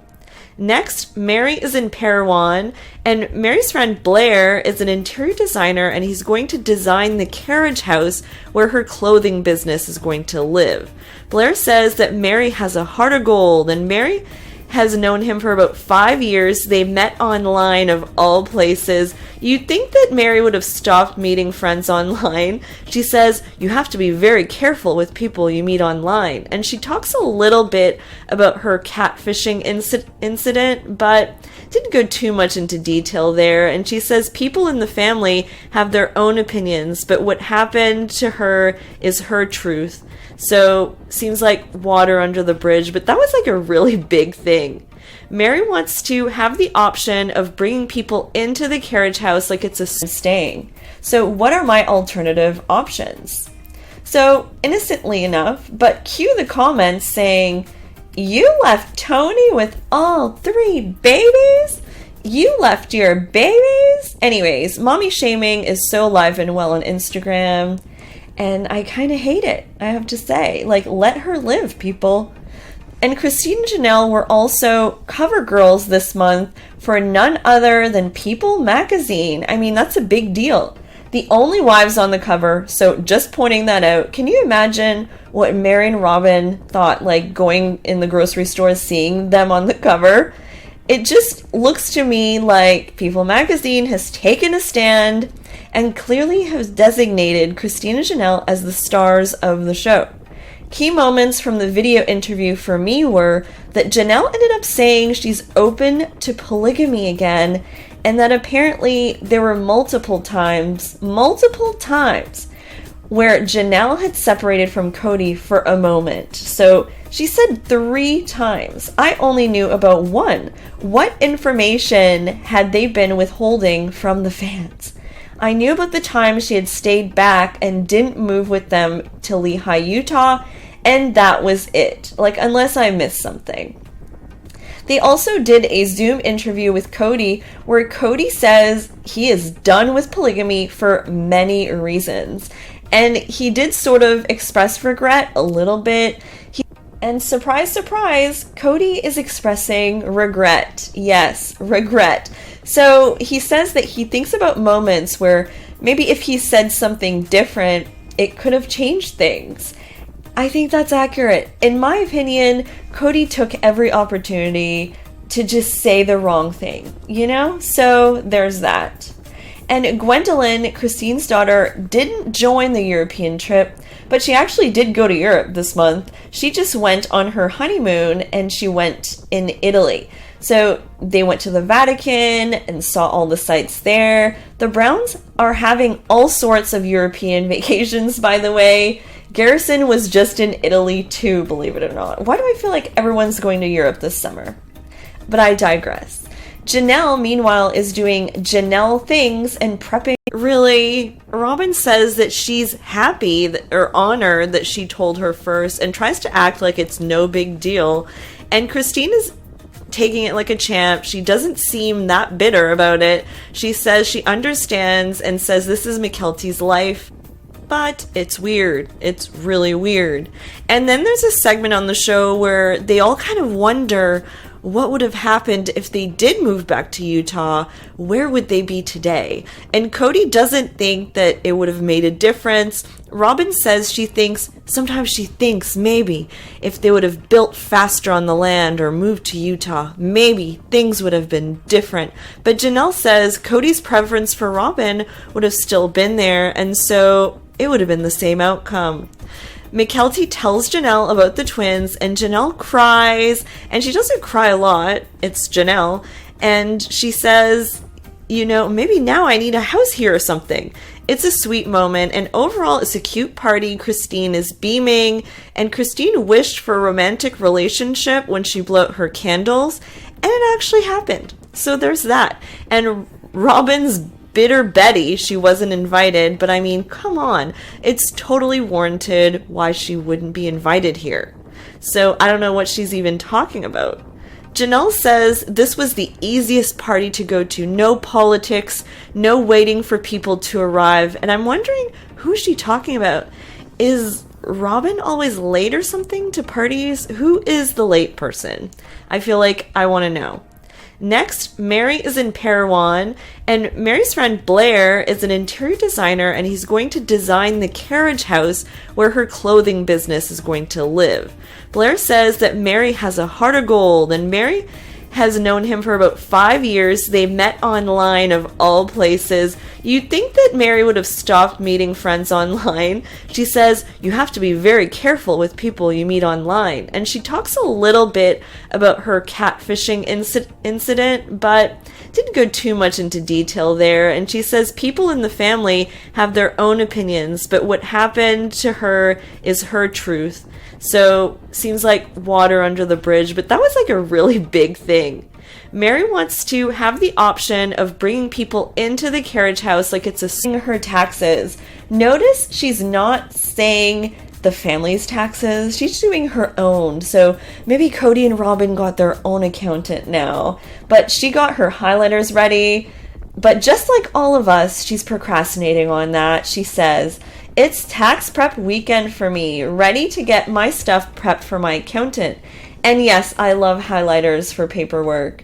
But the interesting phenomenon is, as soon as I begin this task, all of a sudden, the closet cleaning projects, and room organizing that haven't been on the priority list become urgent and interesting. Same girl, same. We are all on the procrastination bandwagon. So this month, Janelle was also at Gwen's wedding in Flagstaff. Most of her kids were there except for her two girls, Maddie and Savannah. But she did see Maddie and Savannah because we know that Janelle had to go get Savannah from Maddie in North Carolina and bring her all the way home. And we also saw Janelle and Maddie go live to discuss how Janelle thinks her phone is listening to her, because when they were talking about something, she got a coupon for it on her phone randomly. This was like a Janelle conspiracy theory mode live. It was short, but it was highly entertaining. And, they probably do listen to us. Like, let's not lie. And also, we potentially got a first look at Gabriel's new girlfriend, unless I'm totally spacing out, but I don't think I've seen this girl before. Anyways, there is a girl in this picture sitting on Gabriel's lap, and Gabriel was here hanging out with Hunter and Logan and some friends. And now, let's go to Mary. Mary mentioned on Fridays with Friends that she's probably going to New York soon. She also recently went to her parents' gravesite and shared her feelings with Instagram, which was sad. She said, "Quick pit stop on today's travels. Miss these two amazing humans. Miss their wisdom, their laughter, their love. Nothing feels as lonely some days as when you don't have mom and dad with you. Nothing can replace them. So many sweet memories of them will live on, and hopefully I can share a small spark of their light with the world." Mary also posted something, that's my opinion, just because she tends to show her emotions during family sit-downs or get-together the most likely to make a face. The article said that Madison also talked about how their family show had become volatile and that Cody had cut them off completely. So that is sad. I don't really get that. I don't understand that because, I just don't. Sounds completely chaotic. And honestly, I'm not surprised they were talking about family drama in the slightest. I would have been shocked if they didn't talk about the family drama at dinner in Nashville. But I feel kind of bad that an eavesdropper spilled the beans and now we're all talking about it. But I guess it is what it is. Number 3. Someone on Reddit said that they actually met Aspen at Kendra Scott, and as expected, she was lovely. The person said, I'm visiting Salt Lake City, walked into Kendra Scott at City Creek Mall, and she was there. I gasped and introduced myself. We chatted for a good 20 minutes. She is so kind and beautiful. Didn't ask for a pic because I felt so awkward, but wow, she's so sweet. Number 4. Someone took a picture with Christine wedding dress shopping, guys. She was there with her mom, her daughters, and I'm assuming a film crew. I mean, that's a moment they need to capture. The person who posted the picture said, talk about a beautiful bride-to-be. Wedding dress shopping was fun and fabulous. Love you, sis. And I sure love these 2 mamas of ours, too. So this could be like a friend of Christine. And she got 30 likes on that post at best, I believe. I mean, if I take a picture with Christine, I need more likes than that. I mean, come on. And number 5, Christine is so famous that now she gets notes from the stewardesses on the airplane. She posted this picture of a note that someone left her recently, and it was so sweet. It said, Mrs. Brown, soon to be Mrs. Woolley. Thank you so much for flying Delta. It was nice to meet you and David. Thank you for showing girls everywhere that we all deserve our prince and to be happy. I mean, so nice. And that's it for my roundup of 5 behind the scenes Sister Wives decides to call out something she sees right in front of her, and that is that Cody is wearing a new huge ring where his Claddagh wedding ring used to be. Nobody wants to explain what this new ring is and how it got there. It's highly sus, and it's just not something they want to talk about on camera for some reason. Cody almost makes fun of Mary for bringing this up, but any woman would call this out. There's another ring where his wedding ring used to be. Like, what gives? Next scene is with Christine. She's visiting Garrison's new house that he bought himself, which is super exciting. And Janelle says that there's discussion about Gabe and Gwendolyn actually moving in as roommates. Christine says she's kind of reticent about Gwen moving in because they have very different political views and it sounds just problematic. Gwendolyn made a joke about needing a closet because she came out, and Christine just laughs so hard, and I can't tell if it's a nervous laugh or not. We finally do learn officially on the show that Gwen came out as bisexual, and we all know that she's married now, and I don't even think she ever moved in there, but I'm not entirely sure. Gabe says that the family just feels like everyone's abandoned ship in different lifeboats, and it's a good analogy, this one. This is Gabe's first confessional of the season, I believe, and he obviously got a haircut and looks good. Garrison quickly starts to declare that he's going to send them leases, and Janelle and Christine are co-signers, and so if they all get into a fight, they're still bound to pay rent. And Christine says it's about when they fight, not if. So she's not buying into this whole thing, and I doubt she ended up co-signing. Garrison's just out here trying to make some extra income in this economy, right? And the house is cute. It's a big accomplishment for him. Now we're back in Mary's house for this scene that will not end. And Cody's finally catching on that he's supposed to say, Mary, stay here. And Cody brings up this random story about clothing racks, and Robin uses it to say, see, people don't just remember old stories like that. There could be something. And she brings up scheduling time to see each other in Flagstaff, and Cody says, bam, bam, direct shade right at Cody. Now it gets even darker, believe it or not, with Cody literally saying something he probably should have told his therapist, not national television, but he wonders what happened to him when he feels relief when a woman is leaving him. He says he just wants to be a DICK for a little bit, and he has this big urge to be mean, and he's fighting it. He doesn't like who he is anymore, and says, I should just be the devil she thinks I am now. He says that he's thought about running away, changing his name, and starting over, but he says that his 2 younger kids love him back, and that's what's stopping him. The fact that he says only those 2 younger ones loving him back are stopping him is scary, honestly, because he has so many other family members. Like, what about them? Mary says, I think he regrets marrying me and Christine, not sure about Janelle. I mean, that is such a sad thing to say. I wonder if he told her that or something. Like, why would she just blurt that out, you know? Maybe, I guess it's her opinion. Christine and Janelle have their kids together in a vacation rental. There's like this moment where they're throwing snow at each other.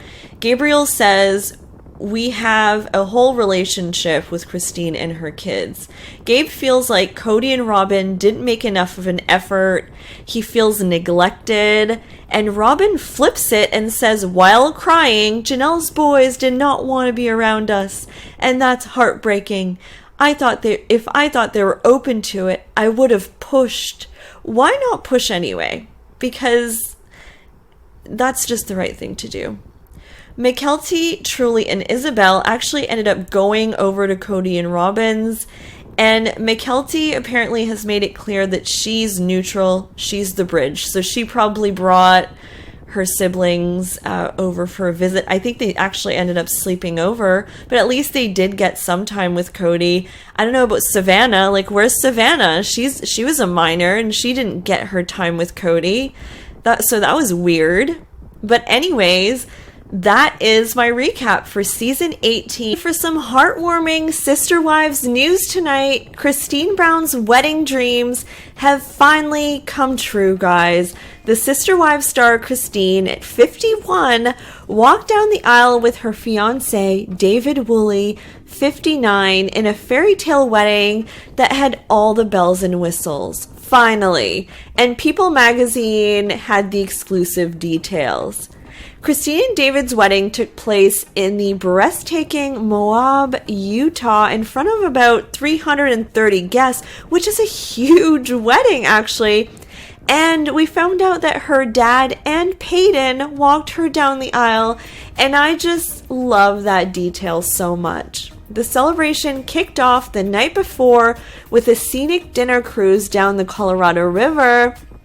The couple wanted to share this special moment with their family and friends as much as possible. So their outdoor wedding was a beautiful sight with natural colors like rust, dusty rose, mauve, deep plum, and peachy coral that perfectly complemented the backdrop. David just could not stop gushing about the view. We all know Christine likes to see the angels sing. Am I right? The wedding fulfilled a lifelong wish for Christine. She always wanted to wear the white dress, walk down the aisle, and have all the bells and whistles that she missed out on during her first marriage with Cody. She actually described her first marriage as sad. So, I'm so happy for her she got this. And guess what? She got it all. So take that, Cody. I mean, just kidding, but Christine looked absolutely stunning in her dress with a plunging neckline and a lot of beading. So this dress definitely kicked her first dress's, butt. And let's not forget her beautiful hair and makeup. And of course, because it's Christine, family was at the heart of this wedding. Her kids and grandkids walked down the aisle in between the parents, making it super family oriented, and it was really a touching moment. So Christine and David exchanged vows under a beautiful floral arch in the front of Colorado River, and it was just a relationship with Mary. He says, I don't know what to do with a marriage that's eternal but with no fire. And Robin thinks that if she sticks around long enough, things will work out. Like, Robin, it's been like 84 years. Like, it's not going to work out. I think everyone's like in denial that it's just over. It's over. Jen's husband apparently is helping Mary out a lot with husband things like washing her car and things like that. But she says, don't go weird. He and I have a very platonic relationship. So there you have it. She's not like in some other sister-wives relationship with Jen. Confirmed. Cody doesn't think Mary has a fulfilling life in Flagstaff, and he wants her to leave, basically. And Mary needs to see these confessionals, honestly, because he's not, I guess, to this point, he's not being direct enough. Maybe, like, she really needs to hear that he wants her to leave. He is pruning, actually, doing stuff with trees, and says how there's no flicker, no flame with Mary. He's happily married to the love of his life and has all of these other situations, basically making it seem like the others are problems or something to get rid of. Cody says that Janelle doesn't want to reconcile. They talk on the phone once in a while, that the only way he sees reconciliation with Janelle is if she gets away from Christine, because he kind of makes it seem like Christine is like a bad influence on Janelle. Like she's like, you know, a friend that's like leading her down the wrong path or something like that. Christine got a rental in Flagstaff and is doing another Easter here for Gabriel and Garrison, basically, because they weren't able to come to Utah. Cody says that he was trying to make the boys more accountable, whatever that means. Like, what is he talking about? Garrison says that he proposed that Cody come to his house as like a neutral ground, but Cody said no and wanted them to come to him, but that's Robin's house, so it's more complicated. So Garrison won't go there. It's a whole thing, but yeah, it's like a war. Cody says Christine is not loyal, but Robin is. And Janelle goes on a tangent about how Cody is different now and that she doesn't feel steady anymore and she wants to keep sticking it out with Mary. And no, just no, like hard no. Really, you're gonna ask Mary to stick this out and suffer? Really? And in the next preview, this is by Us Magazine, it says, Mary Brown claims Cody Brown won't give a crap about her moving to Utah in Sister Wives preview. Probably accurate, to be honest.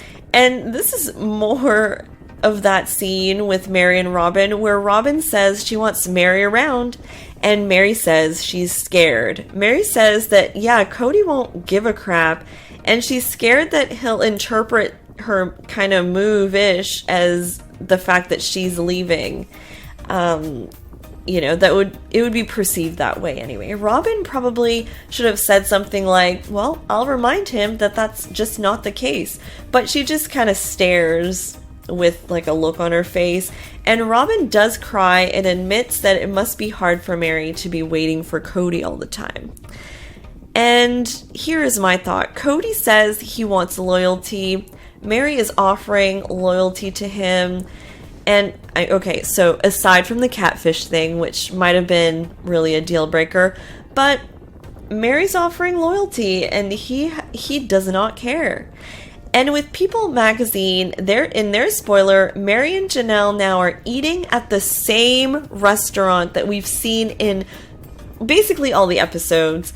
The one with the red walls, the Mexican restaurant. And Christine says that she initially didn't know how final things were with Janelle and Cody when they had the big fight over Christmas.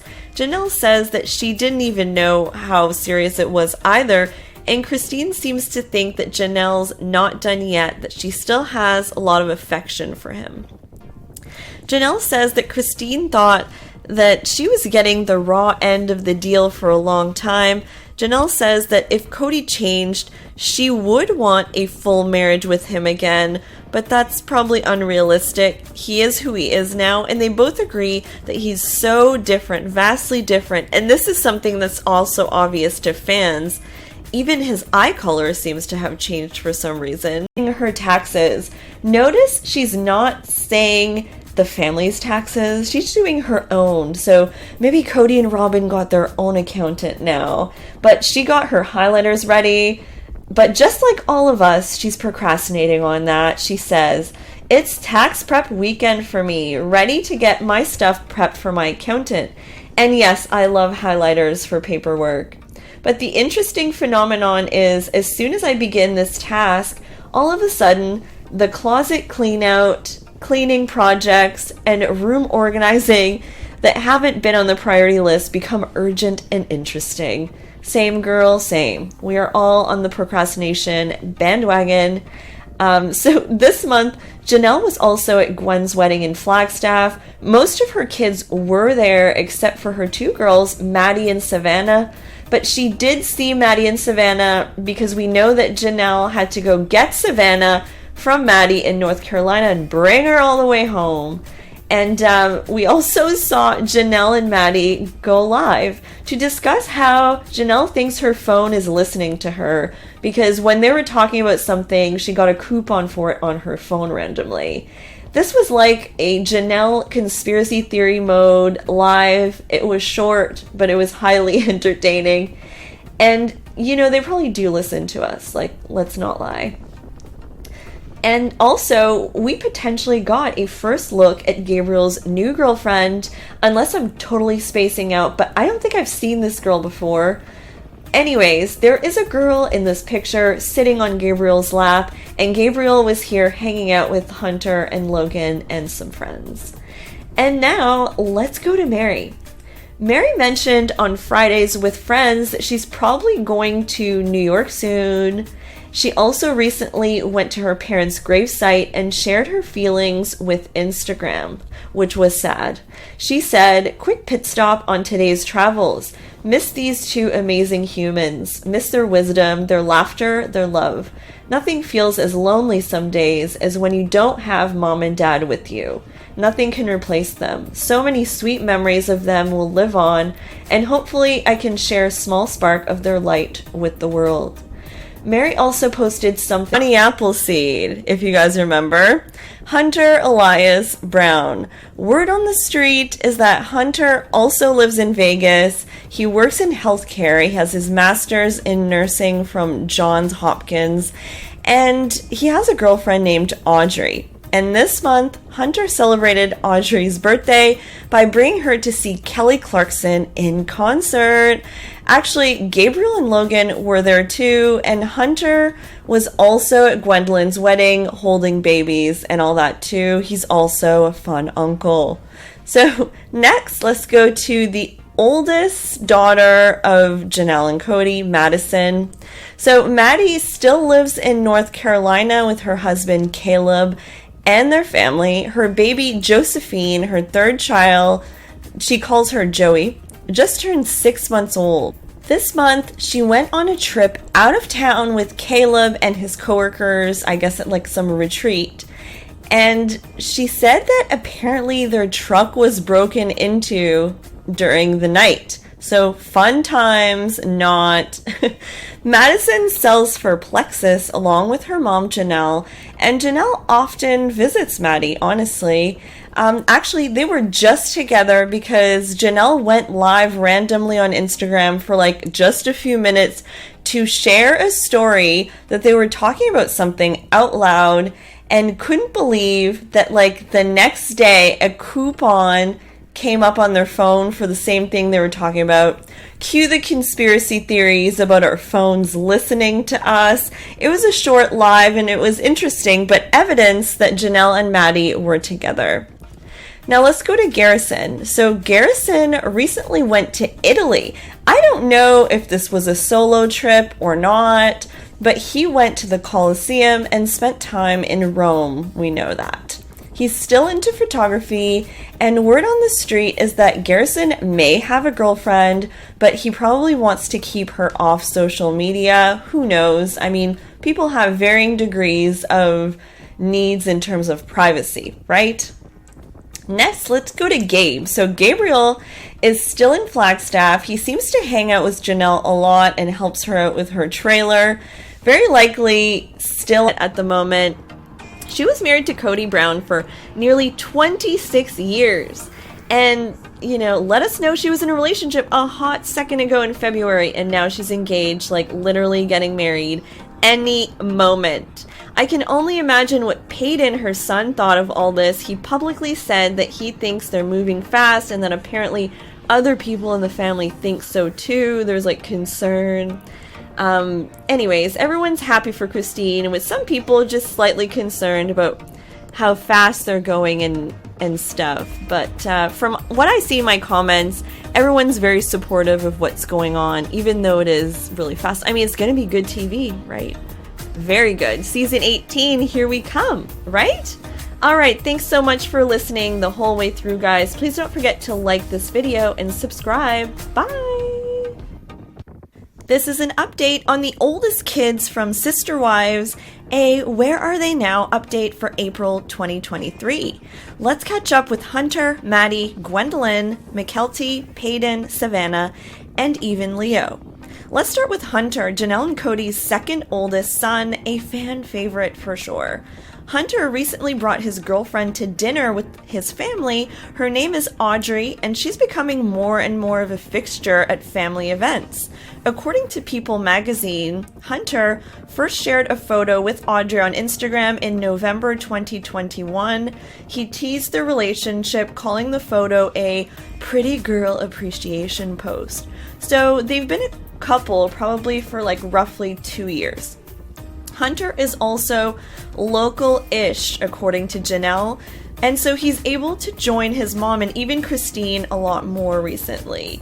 He's officially adulting, guys, and you know what? Hunter always spoke his mind and famously called Mary and Robin lazy on a camping trip in season 3. Do you guys remember? He was the one in the family who arguably adjusted the worst to Vegas. But regardless, he still succeeded in life. Hunter graduated with a master's in nursing from Johns Hopkins University, and it's ironic that Hunter hated Vegas because, according to an article by Screen Rant, they seem to think that Hunter moved back to Vegas and works as a nurse there. That may be a give a rat's ass. And Robin has been begging Mary to stay for so long. I think this is probably the scene where Robin loses it. So Mary plans to spend more concentrated time at the B&B. She doesn't really say that she's never going to be in Flagstaff or anything like that. She says she's not leaving the family and she's not leaving Cody. But the whole thing is just very sad. Mary says that she's never had a conversation with Cody about their relationship and how, it can probably never recover, but she's heard him say things, basically probably in confessionals, because he does say that in confessionals at every opportunity. I'm just happy Mary's finally leaving. She's not fully admitting to leaving, really. She's just saying she's moving her business. But this is a clear step in the right direction. Let me know what you thought of the episode, Sister Wives, Season 18, Episode 5, in the comments. Bye, guys! I don't think he understands how easy it would be to fix this. All he needs to do is, God, see his kids, make phone. Oh my gosh, it's just. Let's talk about the sneak peeks for Sister Wives Season 18, Episode 5. This episode will be called When the Going Gets Tough. I also have a spoiler for Episode 6. In the new teaser from Entertainment Tonight, looks like Christine drops by to check in on Janelle, and Janelle is actually considering moving to Utah. She says she could join a church there, maybe, but she's not really sure because she still has kids and attachments in Flagstaff. She's kind of stuck between both worlds and, is at a standstill.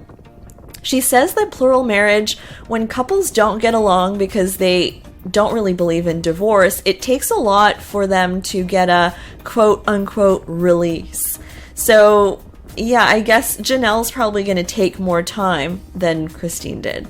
Christine is fuming mad that Cody did not visit Savannah or invite her over during Christmas, almost in a way to punish Janelle. I mean, to me it seemed like. He lives half an hour away, she says, and comes into town.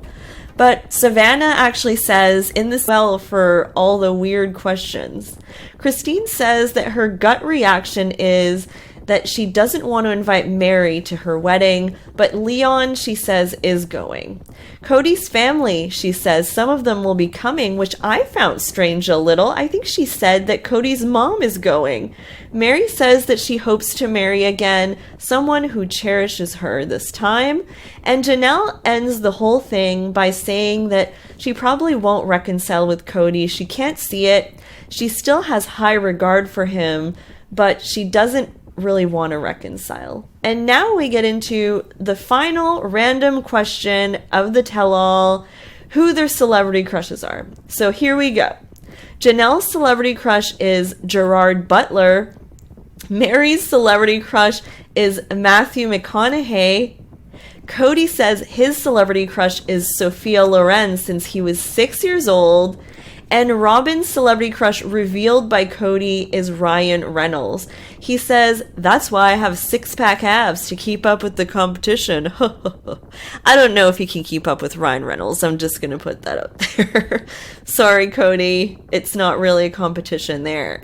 But anyways, guys, thank you so much for watching. If you're still listening, you're amazing for listening to all my rants about the tell-alls and for the whole season. I can't believe this is the tell-all finale, but there's more coming up. There's like these specials where I know like Robin like storms off and cries or whatever, and then there's the wedding special. So I'll be back with more recaps for that. But thank you so much for listening the whole way through, and I'll be back with more content. Bye, guys. Here are the teasers for Sister Wives Season 18, The Tell-All Part 4, the final part of the tell-all. We made it, guys. We made it. In the first teaser, Cody goes in on Christine when Suki reveals that she said that she didn't think Robin really wanted to live plural marriage. Obviously, this was going to trigger Cody like nothing else. He cannot stand when the wives say anything about Robin. So, well played, Suki. Well played. She clearly was going to unearth the crazy Cody moment. Next feud, we're talking about Peyton versus Gwendolyn and Leon. So, Peyton, who is the son of Christine and Cody, their only son actually, had like a social media squabble in 2020 when he posted something on social to support the police, basically. It was like, anyways, and Audrey, Leon's fiance, replied in the comments saying something like they couldn't believe what he was posting. A fan had made a comment about it, and Peyton ended up replying that he loved Leon, but they can't stand each other, apparently. So there you have it. Peyton and Gwendolyn also have a feud, and this one seems a bit more serious and probably difficult for Christine to manage. It almost seems to me like they don't even attend the same family events anymore, mostly.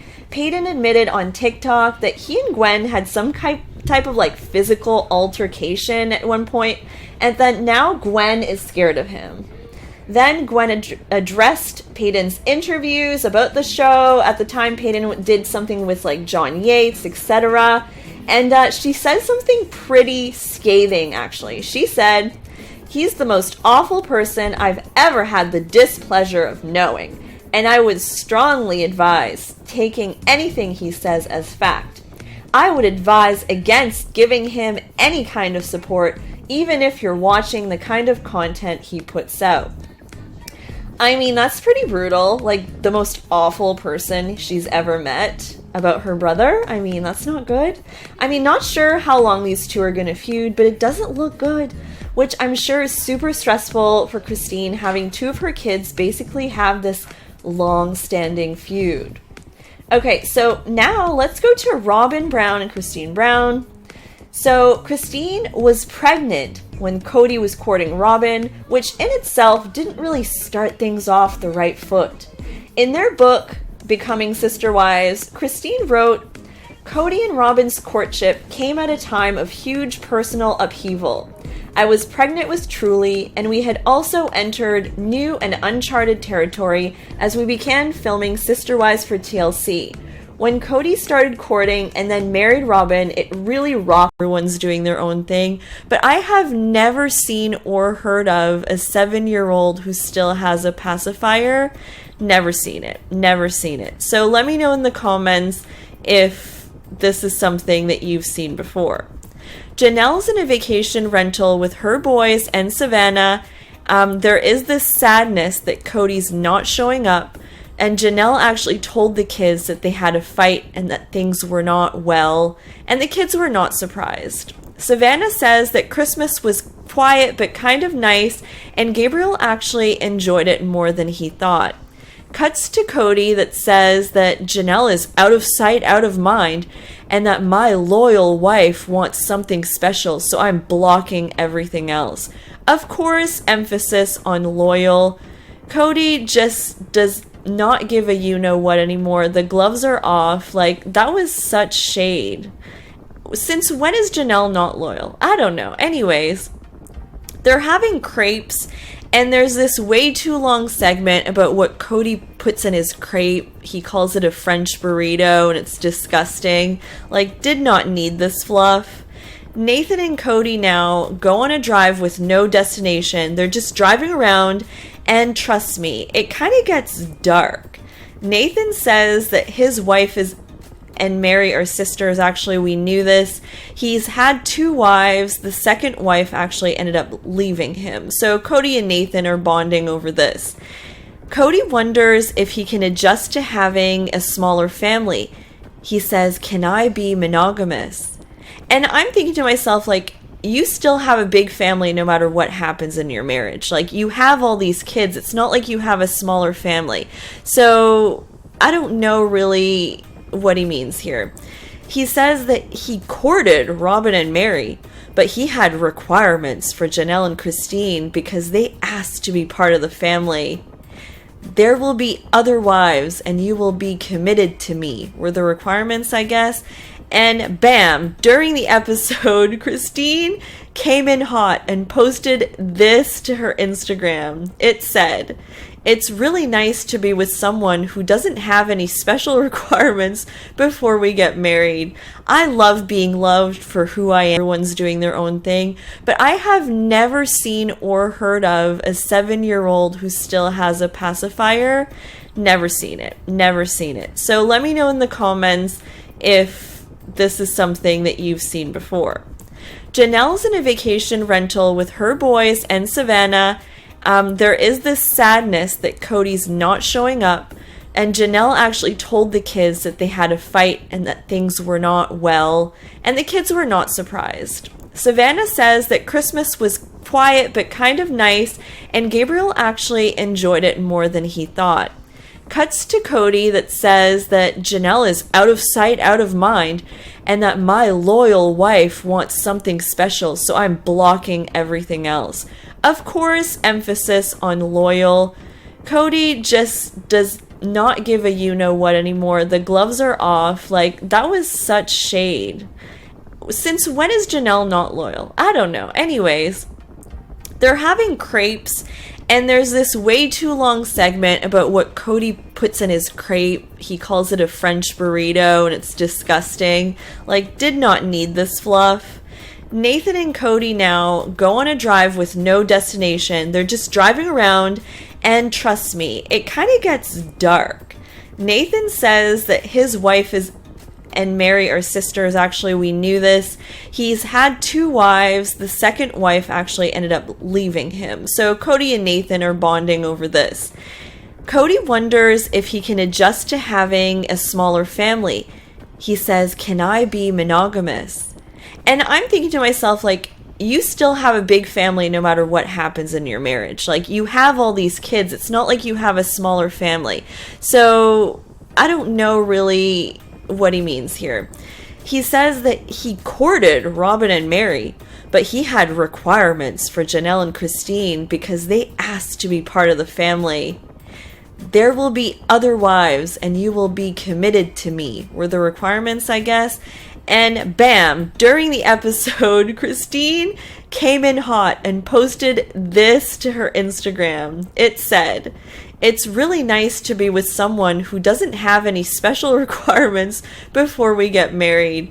I love being loved for who I am." It's funny that she acknowledges, it's like, hey, I'm a celebrity. This was from one of her Fridays with Friends. To a Broadway show. We're going to go see. 51st and 8th is what we're on. No, 49th and 8th. That's better. That makes more sense. We're on this road. Do you know who I am? You never live tell where I am. Oh my gosh, I'm so sorry. No, look I at don't me. know. I'm sorry. I don't know. I didn't know. I thought she was like serious. Like, are you on I need to train her. Mary posted this about her trip to New York and also reminds everyone, as usual, to worthy up. She said, I spent some time at the Museum of Ice Cream in New York City this week. Such a fun and interactive place. Oh, and lots of ice cream. One of the activities was this wall where you can create and write messages. Let me share with you my message to the world. Worthy up, reminding you that because you exist, you are worthy. Yeah, this is like a new thing. Mary's like a motivational speaker now. And Janelle has been in Mexico. Actually, I think she's literally there now if you're watching it the day I post this. And in her stories, she's been posting what she's been up to. She's been at the beach. She watched a mariachi band. She's living the good life over there in Mexico. I don't know who she's with or if this is like a solo trip. I'm assuming this has to do with Plexus, a brand that she sells for, but honestly, good for Janelle. She probably wanted to take a break after that crazy episode aired of the big fight between her and Cody in her living room, and word on the street is that she had asked her kids not to comment on it. I mean, that's kind of what Mykelti alluded to, and she probably asked them not to watch it, honestly. Like, I wouldn't blame her. It's kind of awkward. Speaking of watching the show, I have a confession to make, guys. I joined Mykelti's Patreon. I'm her patron, pretty much specifically because I'd heard that she'd spilled some tea about that toxic text thread that caused a major rift in the family. So I had to investigate for all of us and also to support Mykelti. So I watched her lives, agreed with me. But I mean, now that more of the wives left, the poor graphic designer at TLC that has to figure this out, like, how do they do the group shot? Well, apparently in a rainbow shape with broken glass cracks everywhere. I guess this is a metaphor, but it really looks like a horror movie poster, like all the cracks and everything. It's a mess. Robin is in her picture looking far away somewhere like she's daydreaming about her porch with her sister wives and grandkids. That's never gonna happen, you know? I don't know, but why couldn't she be looking somewhere even remotely close to the camera? Also, these look awfully familiar, almost like they're recycled pictures from last season because they probably were not into getting together for another photo shoot or something like that. I don't know. The new teaser, I guess teaser part 2, needs to also be broken down because they released it, and historically the teaser basically shows us the big moments. There's rarely been like huge surprises with these teasers typically. It looks like some of the season is taking place around Christmas, but I mean, is it last Christmas? It cannot be Christmas 2021 or I will freak out. And still no David in the teasers yet. The new trailer that they just released starts with Christine basically saying point blank that she left because Cody had favorites. No one is surprised by this, but I'm surprised that it sounded like she said favorites, like plural. Who is the other favorite? I feel like she still meant only Robin. Maybe that was like just kind of like a slip, but anyways, just something I noticed. Mary says that she heard Cody refer to her as a friend. Like, Mary at this point is still holding on for some reason, grasping at anything at this point, and I cannot wait until the moment on the show where we don't need to watch these moments and she just wakes up and gets the heck away from Cody. He does not deserve you, Mary. And the confessionals, there. So curious to see how Janelle and Cody act on their, dare I say, date. One thing they need to avoid talking about is the boys, for sure, because we all know how this went over Christmas. Like, that topic should be off the table, always. Alright guys, hope you enjoyed my teaser analysis for Sister Wives Season 18, Episode 8. I'll be tuning in and I'll have a full recap up later. Bye, guys. Likes to string people along. I'm frustrated. He strung Mary along for years and years and years. And then he tried to string me along. And now he's stringing Janelle along. He's exhausting. This is my recap and reaction to Sister Wives Season 18, Episode 7. The episode is called He Said, She Said. In this episode, two conversations are happening at the same time. Janelle and Christine at the restaurant with the red wall, and Mary and Robin at Mary's house. Both conversations are absolutely boring, and I'm going to call this episode a filler episode, but I mean, it has some fun bits within it. So Christine and Janelle are going to lunch. Things are settled now after the big fight, and Janelle is finally ready to confide with Christine about how just terrible her marriage to Cody is. Meanwhile, Mary is super nervous for some reason to tell Robin to come over. And yes, they're finally sitting inside, and she's going to share the fact that she's moving her clothing business to Utah, and Robin probably won't be happy. So Mary's super nervous. But honestly, who cares at this point? Who cares? So here we go. Robin says, "Don't leave me." And Mary's concerned about how this is going to look like, her just moving her clothing business away. Is this going to look like I'm leaving Cody? But all fans know from watching Cody's confessionals that Mary is getting played, so she should be running for the hills anyway. Mary says, "I have an update on my life. Since Mom passed, it's been a lot of work going back and forth to Utah." She says, "I'm going to be moving out, add yard line, and possibly demolish some parts of the home."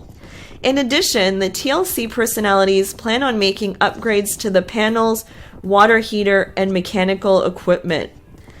Also, one thing I did see in the article that was interesting is that apparently their house basically doubled in value from $890,000 to $1.8 million.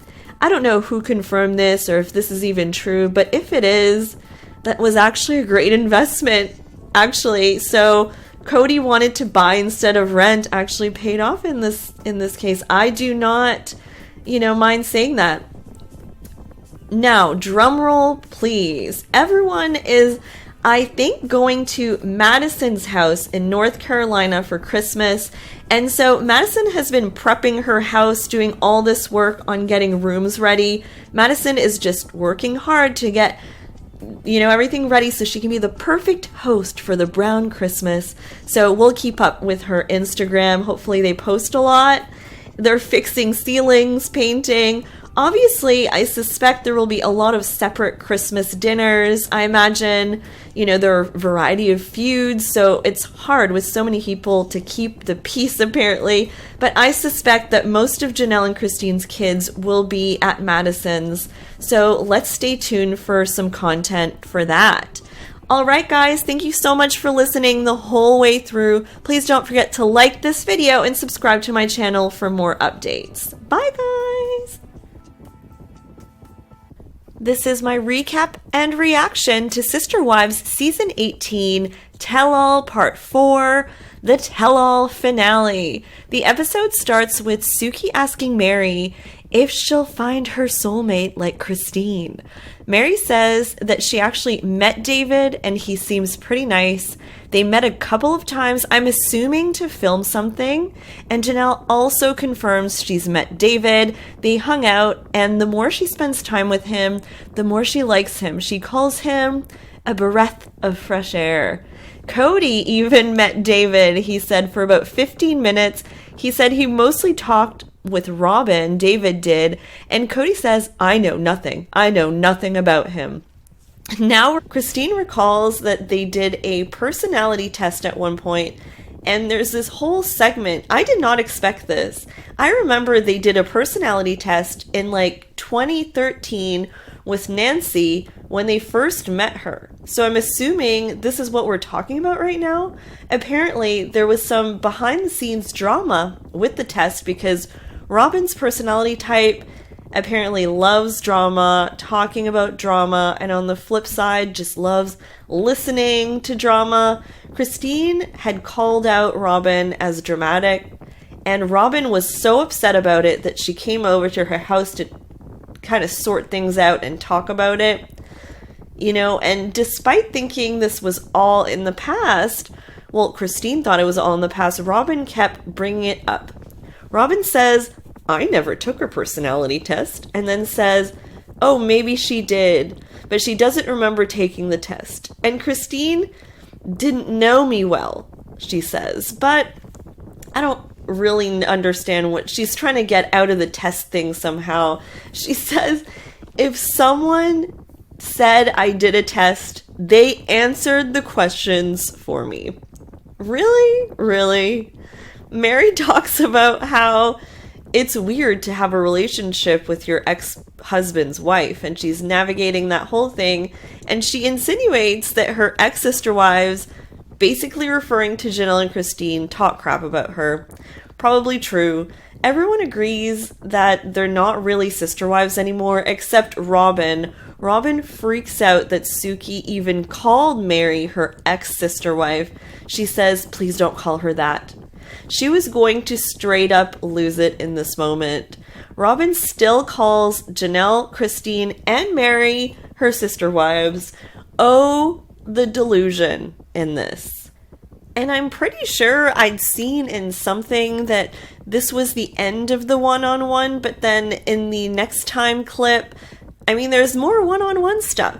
So, I don't know. I guess we're still doing the one-on-one next week. So, I just hope they have a little bit more interesting stuff to say next week. I don't know. This episode was kind of long to watch, honestly. Weird. To be loving and respectful to Cody, I want to say yes. But I don't know how this works. She feels like it's disrespectful to be happy with Cody. She cries and cries and cries about her commitment still to the wives, and she wants to have like a conversation with them off camera.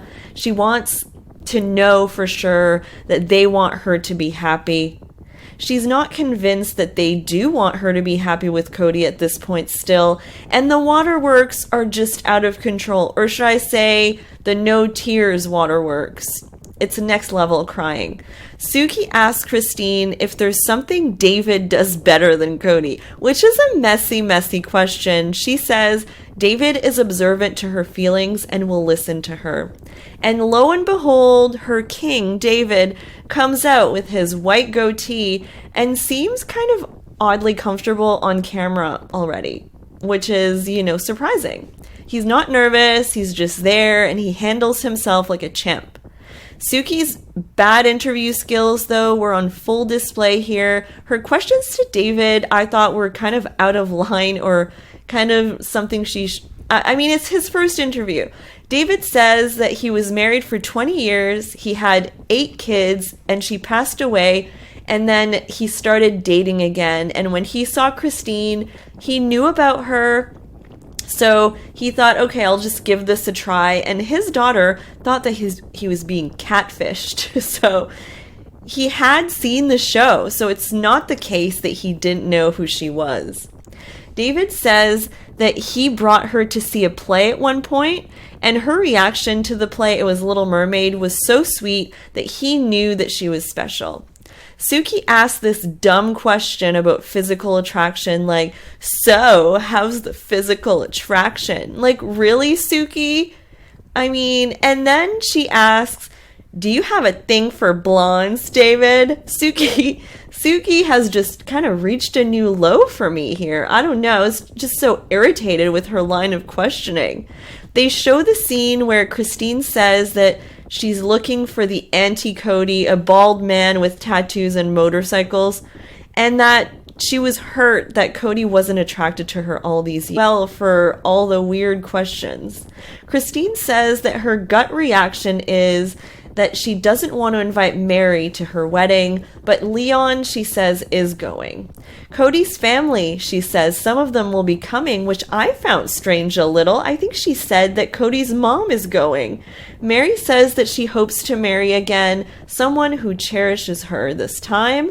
And Janelle ends the whole thing by saying that she probably won't reconcile with Cody. She can't see it. She still has high regard for him, but she doesn't really want to reconcile. And now we get into the final random question of the tell-all, who their celebrity crushes are. So here we go. Janelle's celebrity crush is Gerard Butler. Mary's celebrity crush is Matthew McConaughey. Cody says his celebrity crush is Sophia Loren since he was 6 years old. And Robin's celebrity crush revealed by Cody is Ryan Reynolds. He says, that's why I have six-pack abs to keep up with the competition. I don't know if he can keep up with Ryan Reynolds. I'm just going to put that out there. Sorry, Cody. It's not really a competition there. But anyways, guys, thank you so much for watching. If you're still listening, you're amazing for listening to all my rants about the tell-alls and for the whole season. I can't believe this is the tell-all finale, but there's more coming up. There's like these specials where I know like Robin like storms off and cries or whatever, and then there's the wedding special. So I'll be back with more recaps for that. But thank you so much for listening the whole way through, and I'll be back with more content. Bye, guys. Here are the teasers for Sister Wives Season 18, The Tell-All Part 4, the final part of the tell-all. We made it, guys. We made it. In the first teaser, Cody goes in on Christine when Suki reveals that she said that she didn't think Robin really wanted to live plural marriage. Obviously, this was going to trigger Cody like nothing else. He cannot stand when the wives say anything about Robin. So, well played, Suki. Well played. She clearly was going to unearth the crazy Cody moment. Because Christine is in town and she's cooking in Garrison's kitchen for like a special meal. The older kids are coming over to vent about the text exchange with Robin, and Garrison's gonna be super vocal and vulnerable in this conversation. So Savannah says that she sees Brianna, Robin's daughter, at school, and they basically ignore each other in the hallway just to show you how weird things are. Brianna is, I have to say, taking notes from the Robin textbook because in her first confessional of the season, I think, she says she's shocked and confused about why they avoid each other. And she just starts to cry almost uncontrollably, like even more dramatically than Robin.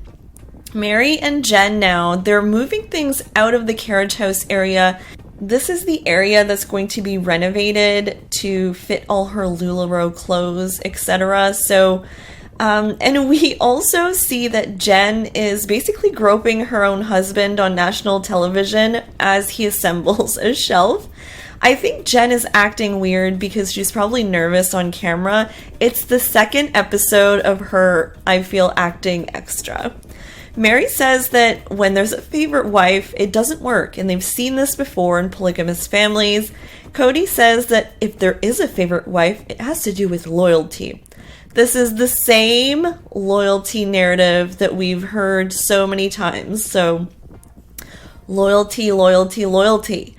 Gabe and Gwen are moving in with Garrison soon, and Christine still thinks it's a terrible idea, but they're not there to talk about that today. Truly is with Cody, and she's sleeping over there, we learn. Christine felt like moving away was the best way to preserve the relationship between them. Cody thinks that's a bunch of BS rationalization. I mean, it's an interesting take for sure. I'm interested to see what you guys think about that. Robin outright blames Christine leaving on the damage in the relationship between Cody and his kids. Cody said that he reached out to Gabe and Garrison, but he's blocked. But honestly, the damage started to be done during the pandemic before Christine left. Anyone who watches the show knows the timeline.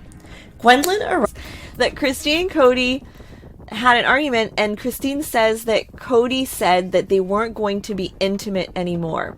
And it was really the kiss of death to their marriage.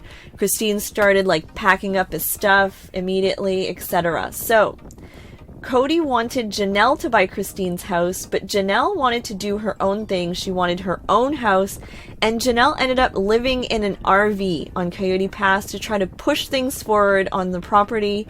She also lived in an apartment for some time, and seems like some of her pushing for Coyote Pass may have worked, because according to reports, 2 plots of land now have been paid for. So the door may be open for Janelle to build a home there, but I mean, does she still want to do that now that she's separated from Cody? Like, I don't know what's gonna happen, but as of now, Janelle lives somewhere in Flagstaff that has a good patio. She said, "The place I'm living now has a great patio. I've always wanted a great patio where it wasn't so blazing hot, Vegas, so you could sit outside. So I splurged on some patio furniture this year, and I'm loving my coffee on the patio. This is a cool, peaceful Sunday morning." So who knows if Janelle will end up building on Coyote Pass or not at this point, but, you know, we want her to be happy where she is. Christine then ended up in a townhouse in Utah, her first place as like a single woman, and recently bought a brand spanking new house with her fiance David. This is a whirlwind romance. I'm not sure they've known each other a year yet. Not sure about that. She and David got this house for $770,000 in March 2023, according to reports. And we know that she's looking to build a lot of fun stuff in the backyard for the grandkids. That's like the idea.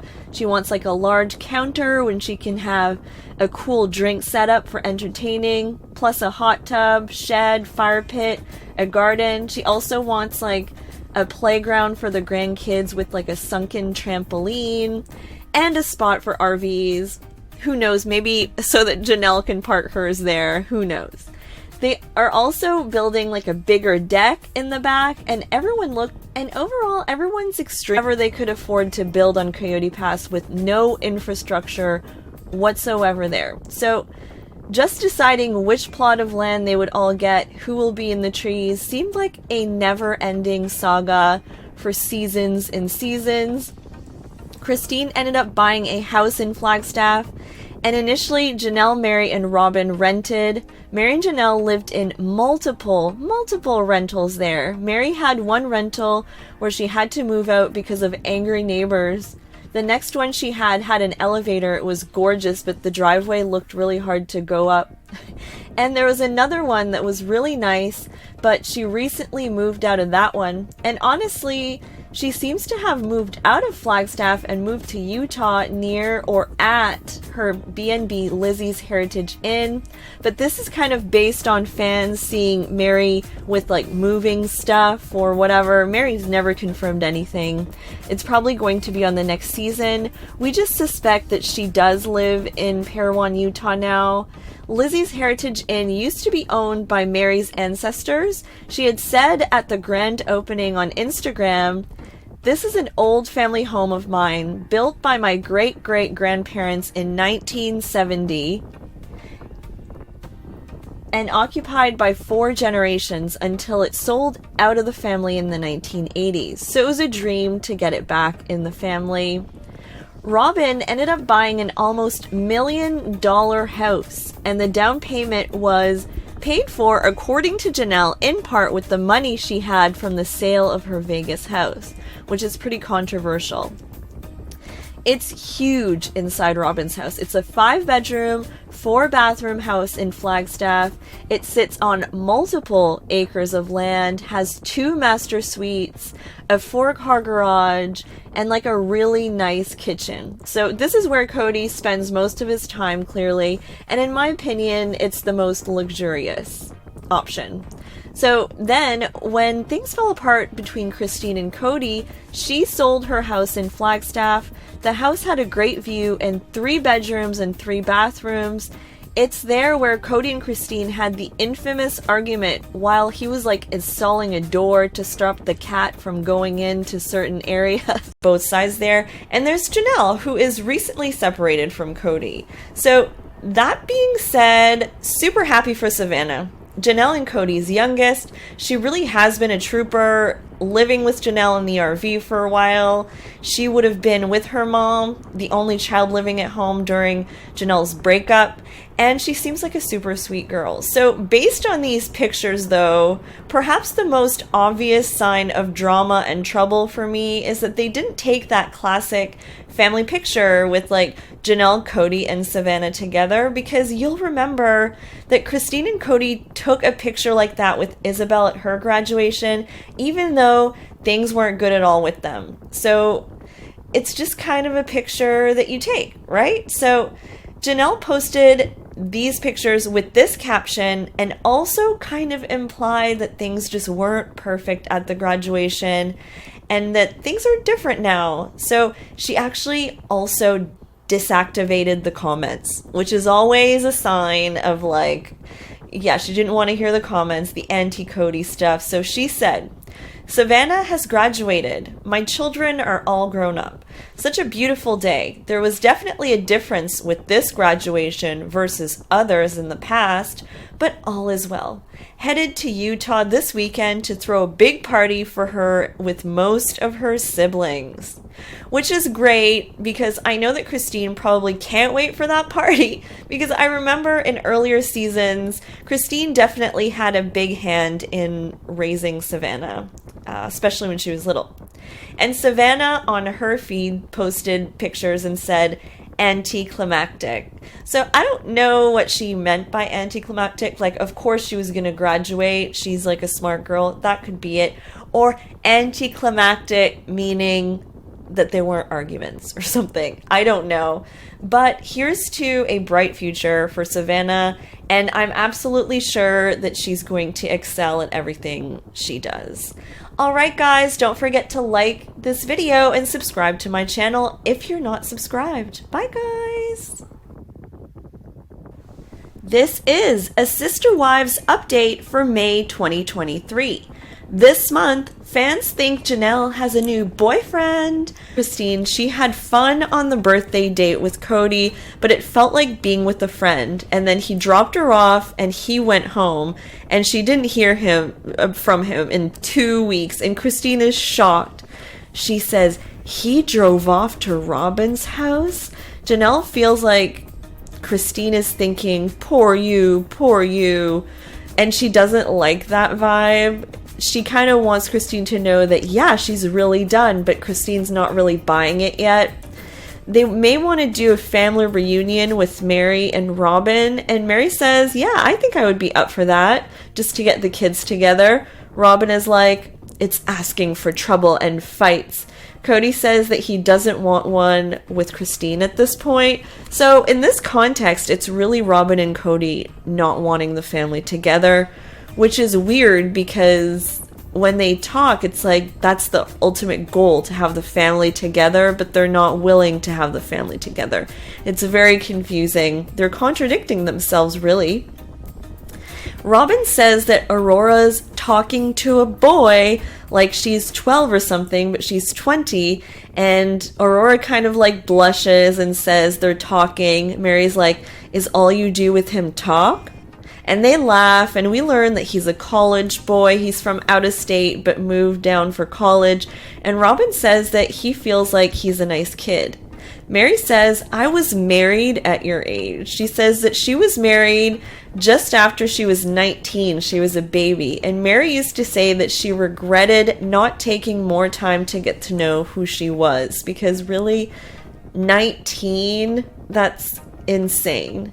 Mary tells Robin that she signed a contract with the house where she's at to stay longer, and Robin is stressed out that she's just trying to trust what Mary's saying. She wants to believe that Mary's going to stay for the long haul or whatever, but Cody says Mary has little involvement with them and the kids. I think she should move on. Like, this is the second time he's kind of said it. Robin says, I'm glad I came and it was good to catch up. And Mary says that any family experiences I have, I will take. Mary's out here just trying so hard, cherishing the moments she gets with the family, and they're basically giving her a give a rat's ass.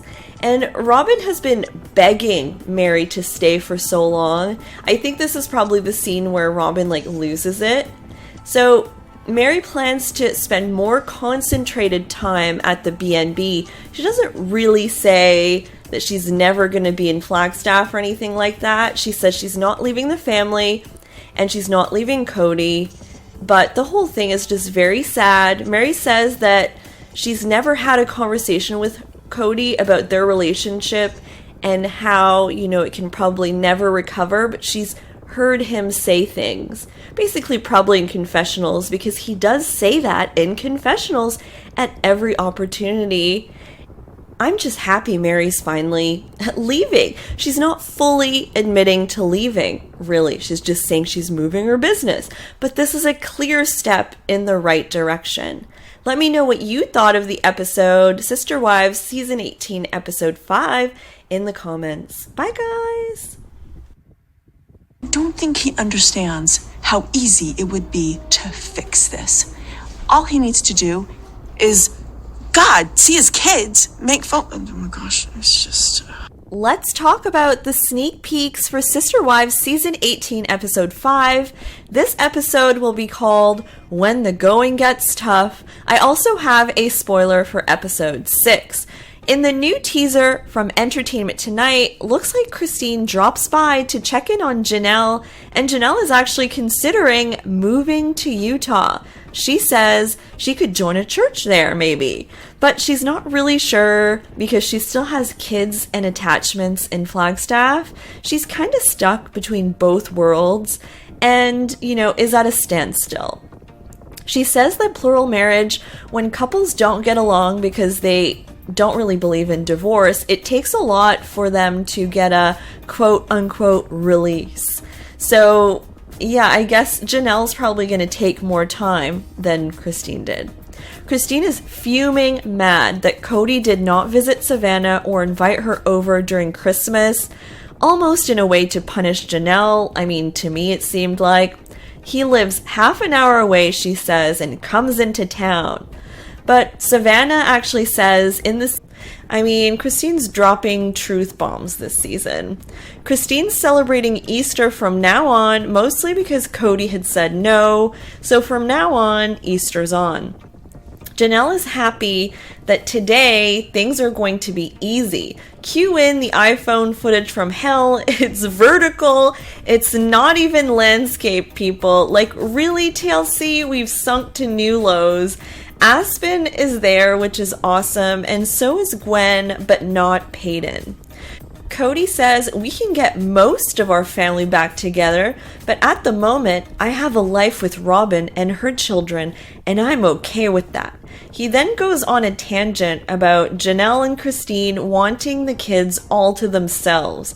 But, nobody sees it like that. I see it more as Janelle and Christine are doing what they need to do while Cody is busy in his monogamous bliss relationship or whatever, and they're just compensating for him not being present. The kids do an Easter egg hunt with money inside the eggs, and then they sit and have a picnic in Christine's backyard. There's this weird scene with Robin looking outside the window in such a creepy way, I can't. And Mary says that she did nothing for Easter. She says Robin and Cody didn't invite her over. She literally sat at home. So poor Mary, run, Mary, run. Janelle says she's not missing Cody, Mary, and Robin, and she feels peace now. And now we're at the B&B. Jen's back, Mary's BFF, and they cleaned out the carriage house. Jen is on the phone with the contractor for the project, and she tells Mary he wants to know if he can do her hole. This is 3 for 3 weird things that Jen did on the show. She has a streak now. Well, the show needs some comedic relief, honestly, so I'm kind of okay with it. They're making a clothing boutique. Mary says that the relationship she has with Jen, she has kind of had with other people in the past in the family. She says she did with Christine, and she also had something like that with Robin, but it was more serious. Cody says that he has an amiable, distant Coyote Pass. Seems like still to this day, and about 5 years after they moved to Flagstaff, nothing significant is built there, and the whole thing has just, in my opinion, just fallen apart in the saddest way. Hopefully, they address this on season 8 and we find out the fate of the property. Coyote Pass is just sitting there, and literally, we've been watching 4 seasons of Coyote Pass storyline, perhaps for nothing, who knows. I feel like they're not selling it yet because maybe it's embarrassing, quite frankly, and it's just so depressing that their dream, might be done on that property. So who knows what's going to happen. Stay tuned, everybody. There's also the controversial fact that perhaps Robin just owns a bigger cut of land. Yes, that's right. Not only is Robin the favorite wife, she also seems to have the most assets of any wife on Coyote Pass. This was reported by multiple blogs and I believe Celeb Talk Guy, who had done a divvy up of who owns what. And after Christine left, apparently the stat that was reported was 52% owned by Robin, which kind of seems crazy because not only does she then have $1 million house that the wives basically help pay for, and it's crazy that she also has the most assets on Coyote Pass. Make sense, right? Doesn't that seem unfair to you? Let me know your thoughts in the comments. Alright guys, thanks so much for listening to my Coyote Pass update. Please don't forget to like this video and subscribe to my channel for more Sister Wives news updates, what have you. Bye guys! This is a Sister Wives update for April 2023. Let's catch up with Christine, Janelle, Mary, and all the big family drama this month. So this month, Christine's fiance David threw shade directly at Cody. Janelle crashed Garrison's birthday party. From that too, please bring Mary into the spin-off conversation. And finally, an E! News teaser. They released a clip showing kind of the beginnings of the Janelle and Cody big fight scene. We're all definitely tuning in for this in episode 3, and the conversation is a lot about the boys, and Janelle is really standing up for herself here. She's triggered by Cody putting the blame on her and explicitly telling her, this is on you, Janelle, which is of course not true. So Janelle says that Cody should call the boys and talk to them. Why is he putting her in the middle of everything? She says he's the parent too. Cody says the phone goes both ways. Okay, but Cody's the parent. I would not expect my kid to call me to resolve things. That's kind of weird. Janelle says, you always flip these things on me. And he says, it belongs on you, Janelle. Oh, dang. Janelle was not ready or did not want to accept that at all. She then says, why does it belong on me? Why does it belong on me? Oh no, things are going, you can see things are going downhill from here. And he says, because you didn't support my stand when we had the virus rules. Biggest eye roll ever. This again? Can we not about the rules? I just cannot. The dang rules about wiping your mail. Come on. Janelle says that he had told her at the time to choose her loyalty or she wouldn't have a husband. So she says, what am I supposed to do? Choose between you and my children? Cody says, you're gaslighting me. And Janelle says, no, you're gaslighting me. Gaslighting is such a buzzword right now. I don't even know. And Janelle is like, whatever I did, it just was not good enough. And then that clip stops, but we know things escalate, and I can see how. Now it's another clip. Okay, so there's so many teasers, it's really hard to keep track, but there's actually a clip posted, I think it's like, anyways, on another website, and then it links to a TLC clip where Cody says, and number 8, and something I did not know is that prior to Robin, on and off, they would talk about maybe having another wife. A couple of women actually wanted to join the family. One of them wanted Cody alone, so that wasn't going to work for them. And one of the others, it was going fine, but abruptly ended for unknown reasons. Like, I don't know. So a little bit of history there. I guess they were more open to having a new wife than I thought initially. I thought they just kind of stumbled upon Robin or something. I'll leave a link to the full interview in my description, but overall, this was such a good interview and juicy scoop, I thought. Let me know if you guys listened to it and what your thoughts are. Maybe, you know, if there's a point that you thought was extra interesting, let me know, and I'll be back with more Sister Wives content. Bye, guys! This is a Sister Wives update for December 2023. We're diving into what Meri, Janelle, Cody, Robin, and Christine are up to this month, and there's a lot of drama and news to talk about. And stay tuned until the end of this video to find out what the family will be doing for Christmas this year. Let's start with Christine. So, love is in the air, and Christine is getting her own spin-off, a wedding special. This month, TLC announced that the 2-part special set to air in January will be dedicated to Christine and David's nuptials, which took place on October 7th in Moab, Utah. So, we'll get to see Christine finally get her dream wedding, a nice wedding dress, you know, the whole hoopla, and of course Peyton and her dad walked her down the aisle. So part 1 of the special will air on January 7th, followed by part 2 on January 14th, so pretty early on in 2024. And Christine is just taking the world by storm. She was named one of reality TV's top 40 most powerful women by Variety magazine.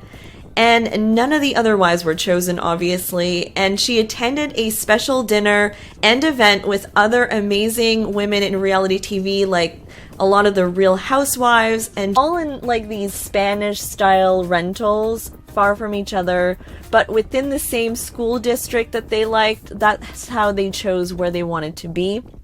And the teenagers, and probably especially Hunter, really struggled to adjusting to Vegas. So it's super ironic that Hunter is living there now as an adult working in healthcare. Fun fact.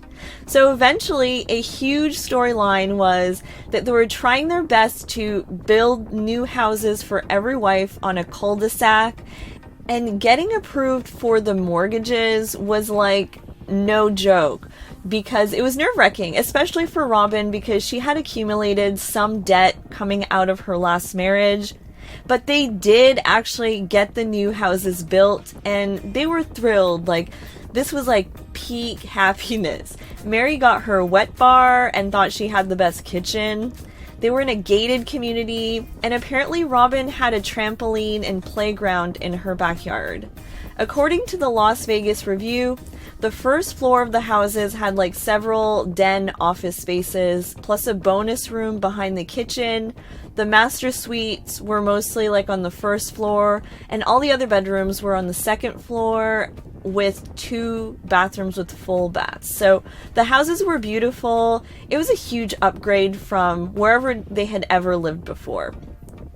The family seemed to have a lot of great years in the cul-de-sac in Vegas, but Cody got the itch, seemingly out of nowhere in 2018, to move away and get away from Vegas, the place that he had pitched so well as like a fun place. Yeah, he was not enjoying anymore.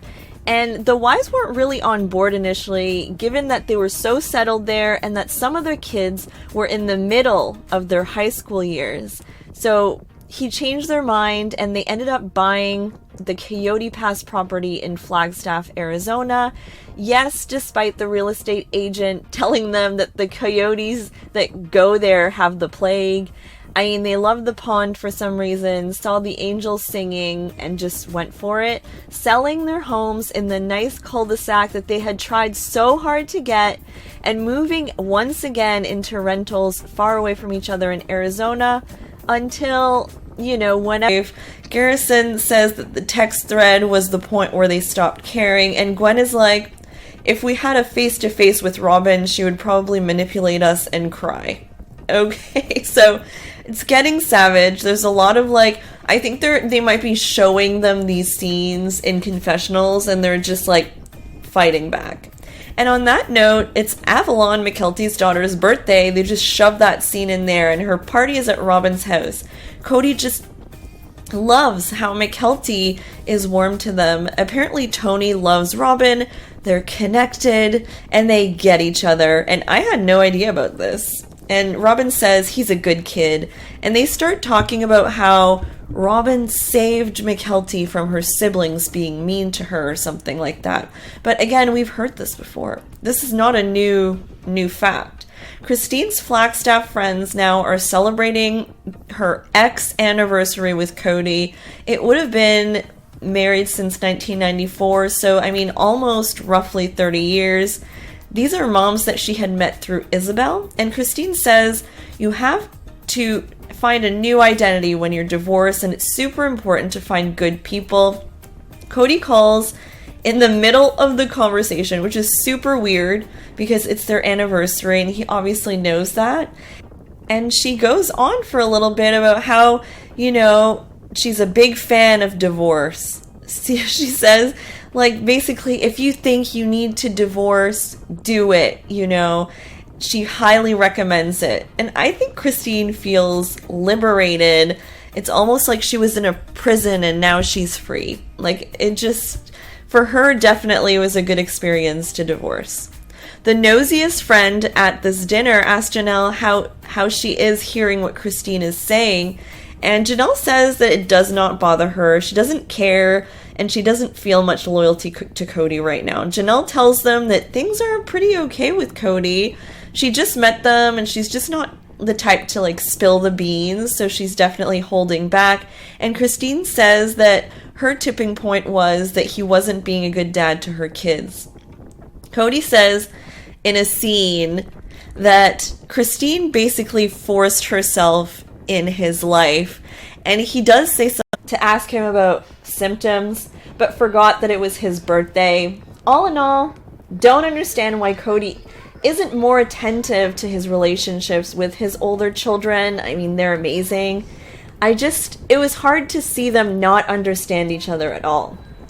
Another son that Cody is kind of feuding with is Garrison, Janelle's other son, who also had a lot to say about the rules.